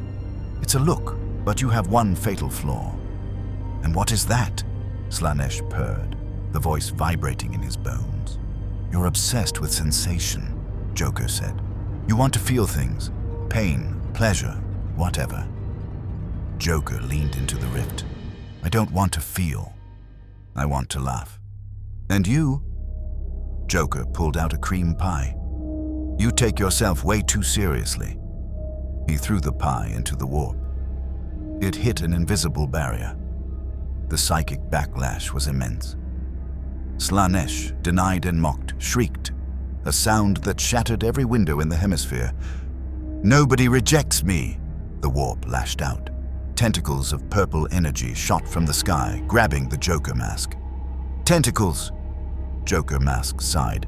I've seen enough anime to know where this is going. He struggled, but this was the power of a chaos god. The Toon Force was strong, but the Joker's mind was fracturing under the pressure of resisting a deity while simultaneously suppressing Tybalt. Boss, Tybalt yelled inside. We're gonna die. Shut up, Joker gritted his teeth. I'm thinking. Trazyn saw the opportunity. The entity is distracted, the Necron observed. The warp is trying to claim it. Trazyn looked at the Ultramarines. Primitives, Trazyn called out. If that entity is pulled into the warp, it will ascend. It will become a demon prince of paradox. The galaxy will dissolve into nonsense. What do you suggest, Xenos? Sicarius spat, hacking at a tentacle that had strayed too near. We must separate the artifact from the host, Trazyn said. My tesseract is broken, but... He looked at the Joker Mask's face. The wood was chipping. Tigurius's rock had done damage. The mask is vulnerable to physical trauma when the host is in conflict, Trazyn analyzed. We must hit it, hard. I have no weapon, Sicarius roared. My blade is broken. I have one, Trazyn said. He reached into his dimensional pocket, and he pulled out a weapon he had stolen from a museum on a distant craft world. It was a Harlequin's kiss, but an ancient one, a solitaire's blade. Catch, Trazyn threw it. Sicarius caught the weapon. It hummed with a needle-thin energy field. Aim for the wood, Trazyn instructed, not the flesh. Sicarius looked at the Joker Mask, who was currently being dragged into the sky by Slaaneshi tentacles, stretching like a piece of gum. Help me, Joker Mask screamed, flailing. I'm not flexible enough for this. Sicarius looked at Tigurius. Brother, Sicarius said, launch me. What? Use your power. Throw me. Tigurius nodded. He gathered the last dregs of his strength. The warp was howling, but his will was iron. For Macregu, Tigurius shouted. He unleashed a telekinetic blast. Sicarius was launched into the air. He flew like a missile, airing straight at the ascending Joker Mask. Joker Mask looked down. He saw the half-naked space marine flying at him. Is it a bird? Is it a plane? No, it's Angry Underwear Man. Sicarius didn't listen. He activated the Harlequin's kiss. For the Emperor, he struck. The punch dagger didn't hit the Joker's face.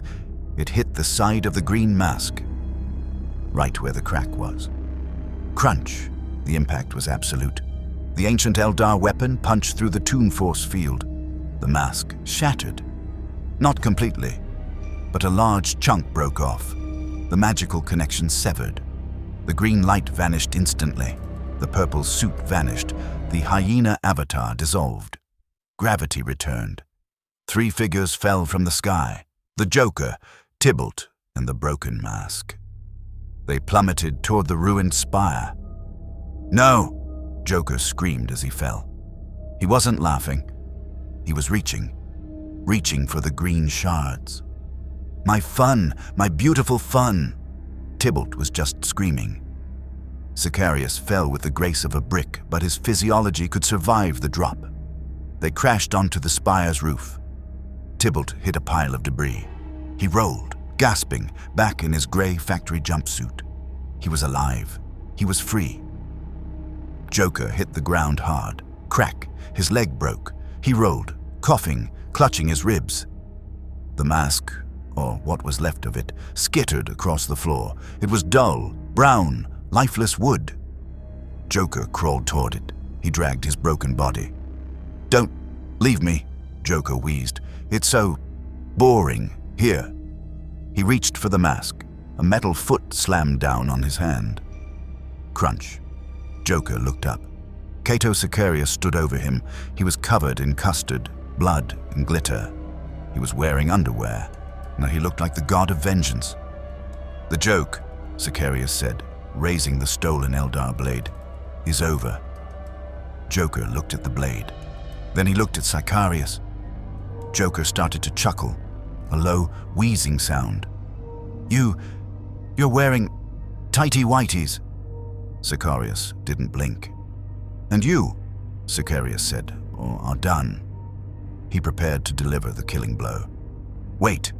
Trazyn floated down. "Do not kill him." Sicarius glared at the Necron. "Give me one reason, Xenos, why I should not purge this heretic." "Because," Trazyn said, opening a stasis canister, "he is too dangerous to die. If his soul enters the warp now, Slaanesh is waiting. He will become a plaything of the Dark Prince, and eventually he will return." Trazyn pointed the canister at the Joker. "Stasis is the only prison that holds." Sicarius hesitated. He looked at the sky, each where the purple rift was still pulsing, hungry for the Joker's soul. "Take him," Sicarius spat. "Take him and go, before I remember that I'm sworn to kill you too." Trazyn nodded. "You are a pragmatic primitive, Cato Sicarius. I shall remember you." Trazyn activated the canister. Green light engulfed the Joker. The clown prince of crime looked at Sicarius one last time. He didn't look afraid. He looked disappointed. "That's all, folks," Joker whispered. Zap! The Joker vanished. Inside the canister, frozen in a moment of eternal sarcasm, was the pale man. Trazyn clipped the canister to his belt. "A fine addition," Trazyn said. "Right between the Croc and the Thunder Warrior." He looked at Tybalt, who was shivering in the corner. "And the artifact?" Trazyn asked.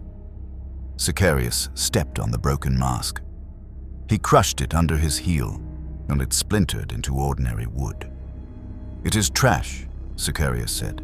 "Burn it." Trazyn shrugged. "Very well. I have what I came for." The Necron overlord turned and walked into a dimensional portal. "Until next time, Captain. Try to keep the noise down." The portal closed. Sicarius stood alone on the roof with Tigurius and the weeping Tybalt. The sun, the real angry red sun of Desolatum, began to rise. The cartoon sun had faded. The smog was returning.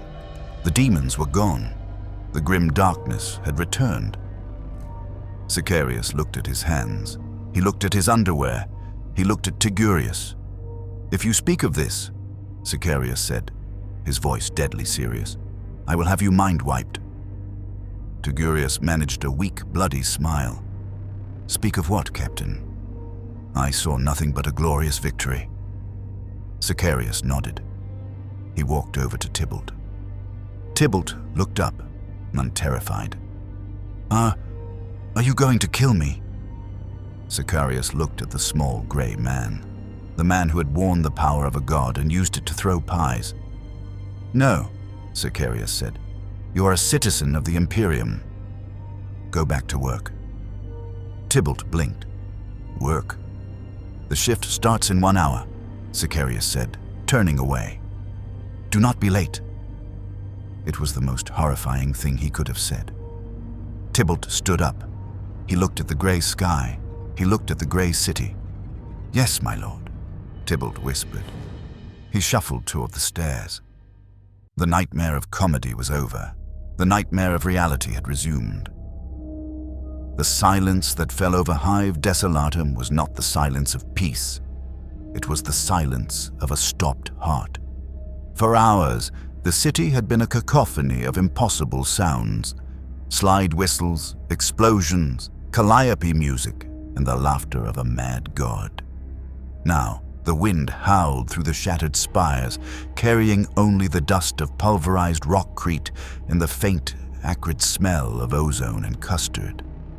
The transition from the Joker's sitcom hell back to the Imperium's grimdark reality was jarring. Colors desaturated instantly. The neon pinks and toxic greens bled out of the world, replaced by the relentless, oppressive grays and browns of rust, smog, and stone. The sky, which had been a swirling vortex of purple and a smiling sun, bruised over into a heavy, leaden overcast that promised acid rain. The cleanup of Sector 77. In the Plaza of Industry, the cleanup crews had already arrived. They were not men with brooms. They were servitors, lobotomized cyborgs with industrial scrubbers and flamers grafted to their stumps. They moved in a phalanx, scouring the corruption from the streets. Unit 89. Beta, a monotask servitor, was spraying high-pressure promethium over a wall. The wall was covered in graffiti. It didn't say, "Death to the false emperor." It didn't say, "Blood for the blood god." It said, "Why so serious?" in letters that seemed to wriggle if you looked at them too long. The promethium burned the paint, but when the soot cleared, the words were still there, faintly glowing. The corruption of the Joker wasn't just physical, it was mimetic. It had stained the machine spirit of the wall itself. Watching the cleanup from a command rhino was Inquisitor Vane. He was alive, physically. His mind, however, was a shattered mosaic held together by stims and faith. He sat in the dark interior, shivering. Every time he blinked, he saw the audience. He saw the text floating in the void. "My lord," an acolyte whispered, terrified of his master's erratic state. "The purge is underway. We have rounded up the surviving witnesses." "Witnesses?" Vane croaked. He looked at the data slate. Thousands of citizens, men, women, children who had been in the stands of the circus. They weren't mutants, they weren't cultists, but they had laughed. "They saw the absurdity," Vane whispered. "They saw the Astartes, dancing. They saw the governor as a prop. What are your orders, Lord?" Vane closed his eyes. If these people lived, they would tell stories. They would whisper that the angels of death could be turned into balloon animals. They would tell their children that the Emperor's law was fragile, that it could be broken by a punchline. Fear is the currency of the Imperium, but ridicule is the bankruptcy of the state. "Sanction them," Vane ordered, his voice hollow.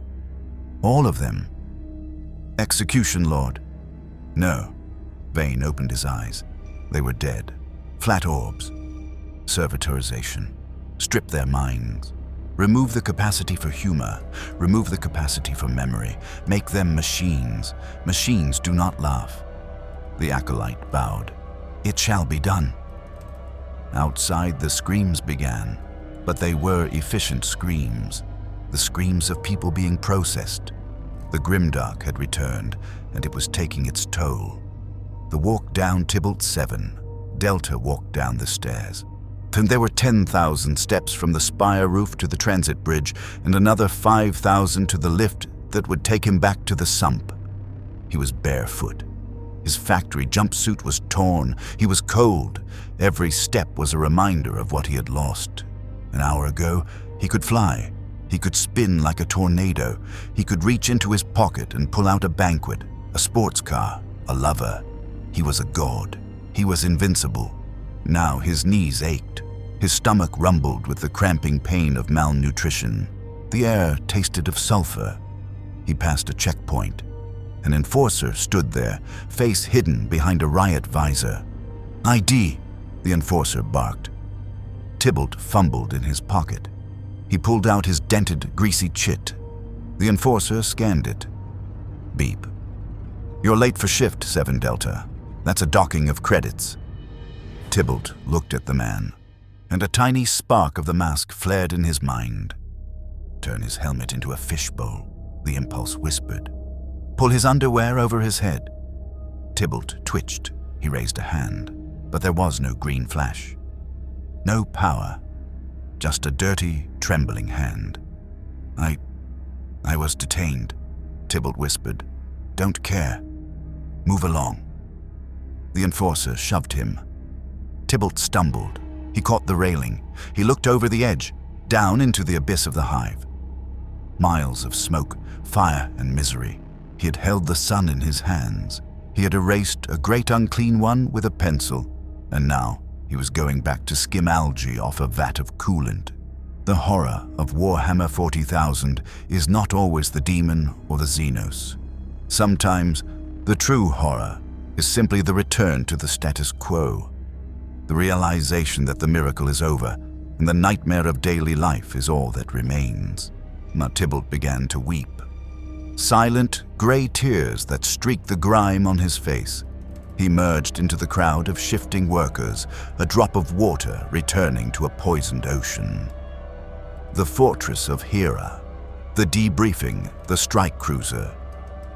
McCragg's Honor hung in orbit, its hull being aggressively scrubbed by thousands of void-suited serfs to remove the cosmic cherry pie filling. Inside the strategium, the atmosphere was funereal. Marneus Calgar sat at the head of the table. Cato Sicarius stood at attention. Tigurius sat meditating, nursing a migraine that felt like a warp storm. "The official record," Calgar said, his voice deep and final, "will state that a warp rift opened above Hive Desolatum. A temporary incursion of Tzeentchian horrors caused mass hallucinations." "Hallucinations," Sicarius repeated. He was wearing fresh power armor. The shame of the underwear incident was hidden behind layers of ceramite, but he could still feel the phantom draft on his skin. "Yes," Calgar looked his captain in the eye. "The enemy used psychic trickery to confuse the Auspex and the senses of the Astartes. We fought demons. We banished them. The threat is ended." Sicarius nodded stiffly. "And the entity? The pale one?" "Captured by the Necron," Calgar said with distaste. "A problem for another day. Trazyn is a thief, but he is an effective jailer." Tigurius opened his eyes. They were bloodshot. "We cannot simply bury this, Marneus," the librarian warned. "The nature of that incursion, it attacked the narrative. It attacked the concept of our war. It mocked us," Sicarius spat. "It made us silly." "It revealed a weakness," Tigurius corrected. "The Imperium is built on fear and awe. That entity turned awe into farce. If that power ever returns, if the galaxy learns to laugh at the Space Marines, they will not." Calgar slammed his fist on the table. "Because we will crush them. We will be more efficient, more ruthless. We will leave no room for levity." Calgar stood up. "Captain Sicarius, you are relieved of command of the 2nd Company for 1 Terran month. You will undergo the rites of purification."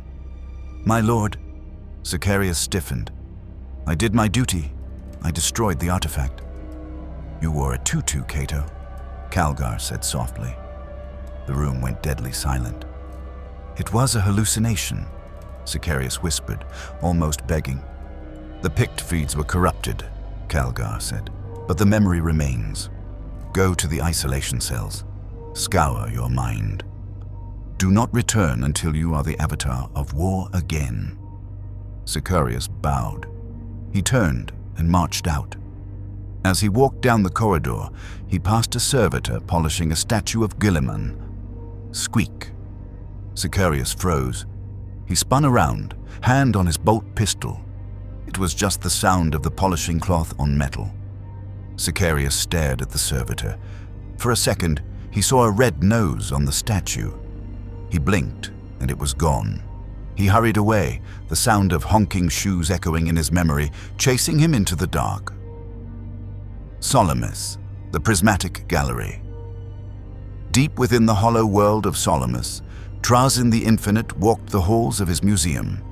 It was a silent, cold place, filled with the frozen history of the galaxy.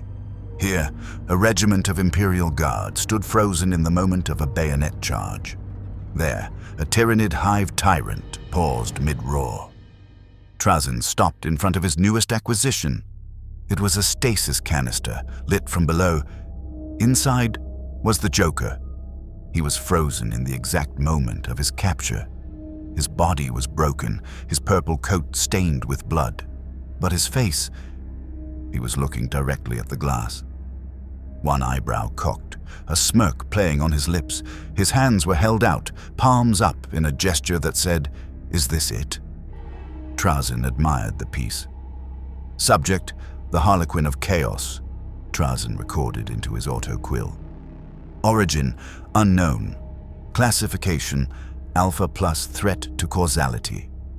Trazyn leaned closer to the glass. "You are a fascinating creature," the Necron murmured. "You have no tactical acumen, no psychic potential in the traditional sense, yet you nearly unmade a sector." The frozen Joker didn't answer, but Trazyn felt watched, so he looked at the plaque he had written for the display. The agent of absurdity, M41.999, caught in the act of rewriting reality. Trazyn turned to leave. He had other exhibits to tend to. The clone of Fulgrim was looking restless. As Trazyn's metal footsteps faded down the hall, the lights in the gallery dimmed. Inside the canister, nothing moved. Stasis is absolute. But inside the Joker's mind, which operated on a frequency that Trazyn's technology couldn't fully suppress, there was activity. Joker was thinking. "Nice place," Joker mused. "A bit quiet. Needs a soundtrack." He looked at the other exhibits. The frozen soldiers, the monsters. An audience, Joker realized. A captive audience, waiting for a show. He focused on the stasis field. It was Necron tech, advanced, unbreakable. But was it funny? No, it was serious. And the Joker knew that anything serious could be broken if you just found the right punchline. He couldn't move his body, but he could project. He could push. He pushed his madness against the glass. Tap, tap, tap. On the outside of the canister, a tiny, microscopic hairline fracture appeared. It wasn't much, but it was a start. Hive Desolatum, the night shift, Tybalt 7 Delta was back at his station. The vat room was loud. The pistons slammed. The steam hissed. The foreman shouted, "Quota! Quota! Work faster, scum!" Tybalt held his skimmer. He dipped it into the toxic sludge, pulling out the glowing algae. His arms burned. His back screamed. He had been working for 6 hours. He had another 8 to go. He looked at the gray sludge. He remembered the colors. He remembered the feeling of the suit, the power, the freedom. So he remembered the Joker's voice. "Make them laugh. Hey, 7 Delta!" The foreman cracked a whip. It hit Tybalt's shoulder. "Stop dreaming!" Tybalt flinched. He looked down. He reached into his pocket to check for his ration bar. His fingers brushed against something else. Something wood. Tybalt froze. He hadn't checked his pockets since he fell. He hadn't checked them since Sicarius destroyed the mask. He felt the shape, the curve of the nose, the ridge of the eyebrow. He pulled it out, shielding it with his body so the foreman wouldn't see. It It wasn't the whole mask. It was a shard, a splinter, perhaps 2 inches long, a jagged piece of green wood. It was dead. Dull. Tybalt rubbed it with his thumb. "Just wood," he whispered. "It's over." He went to throw it into the vat, to verify the end of the dream. And as he held it over the boiling sludge, a single bubble popped in the vat. Bloop. The sound wasn't a wet pop. It sounded like a giggle. Tybalt looked at the shard. For a second, just a split second, the green wood pulsed. A faint neon heartbeat. And Tybalt heard a voice. Not in his ears, but in his blood. "Smoke-in." Tybalt pulled his hand back. He clenched his fist around the shard. He looked at the foreman. He looked at the endless rows of miserable workers. He looked at the grim darkness of the far future. A slow, crooked smile spread across Tybalt's grey face. It wasn't the mask's smile. It was his own. But it was a start. He slipped the shard back into his pocket. "Get back to work!" the foreman screamed. "Yes, sir," Tybalt said. He dipped his skimmer into the vat. He began to hum. It was a quiet tune, a jazzy, syncopated rhythm that clashed with the industrial grinding. "Hello, my baby. Hello, my honey. Hello, my ragtime gal." The worker next to him looked over. "What are you doing?" Tybalt winked. "Rehearsing," he whispered, "for the sequel." The collision of the Joker, the Mask, and the Warhammer 40,000 universe was not merely a battle of strength, but a war of genres. The Imperium of Man is a setting defined by its weight, the weight of history, of armor, of misery. It takes itself with absolute, crushing seriousness. The Joker and the Mask represent the antithesis of this, the weightless, the absurd, the chaotic. In the end, the Imperium won the physical battle. The Space Marines, through their indomitable refusal to engage with the absurdity, managed to shatter the Mask's hold on reality. Trazyn the Infinite, the ultimate collector, managed to contain the Joker, trapping the agent of chaos in a static prison. But the victory is hollow. The citizens of Hive Desolatum have seen the truth, that their grim reality is fragile. And they have seen that a single madman with a sense of humor can turn their gods into jokes and their nightmares into gags. The seeds of a new kind of heresy, the heresy of the absurd, have been planted. Tybalt 7 Delta has returned to the machine, but he carries a shard of the infinite possibility in his pocket. The Joker sits in Trazyn's gallery, plotting his next act, and Cato Sicarius, the greatest of the Ultramarines, will forever be haunted by the memory of the tutu. The Grimdark endures.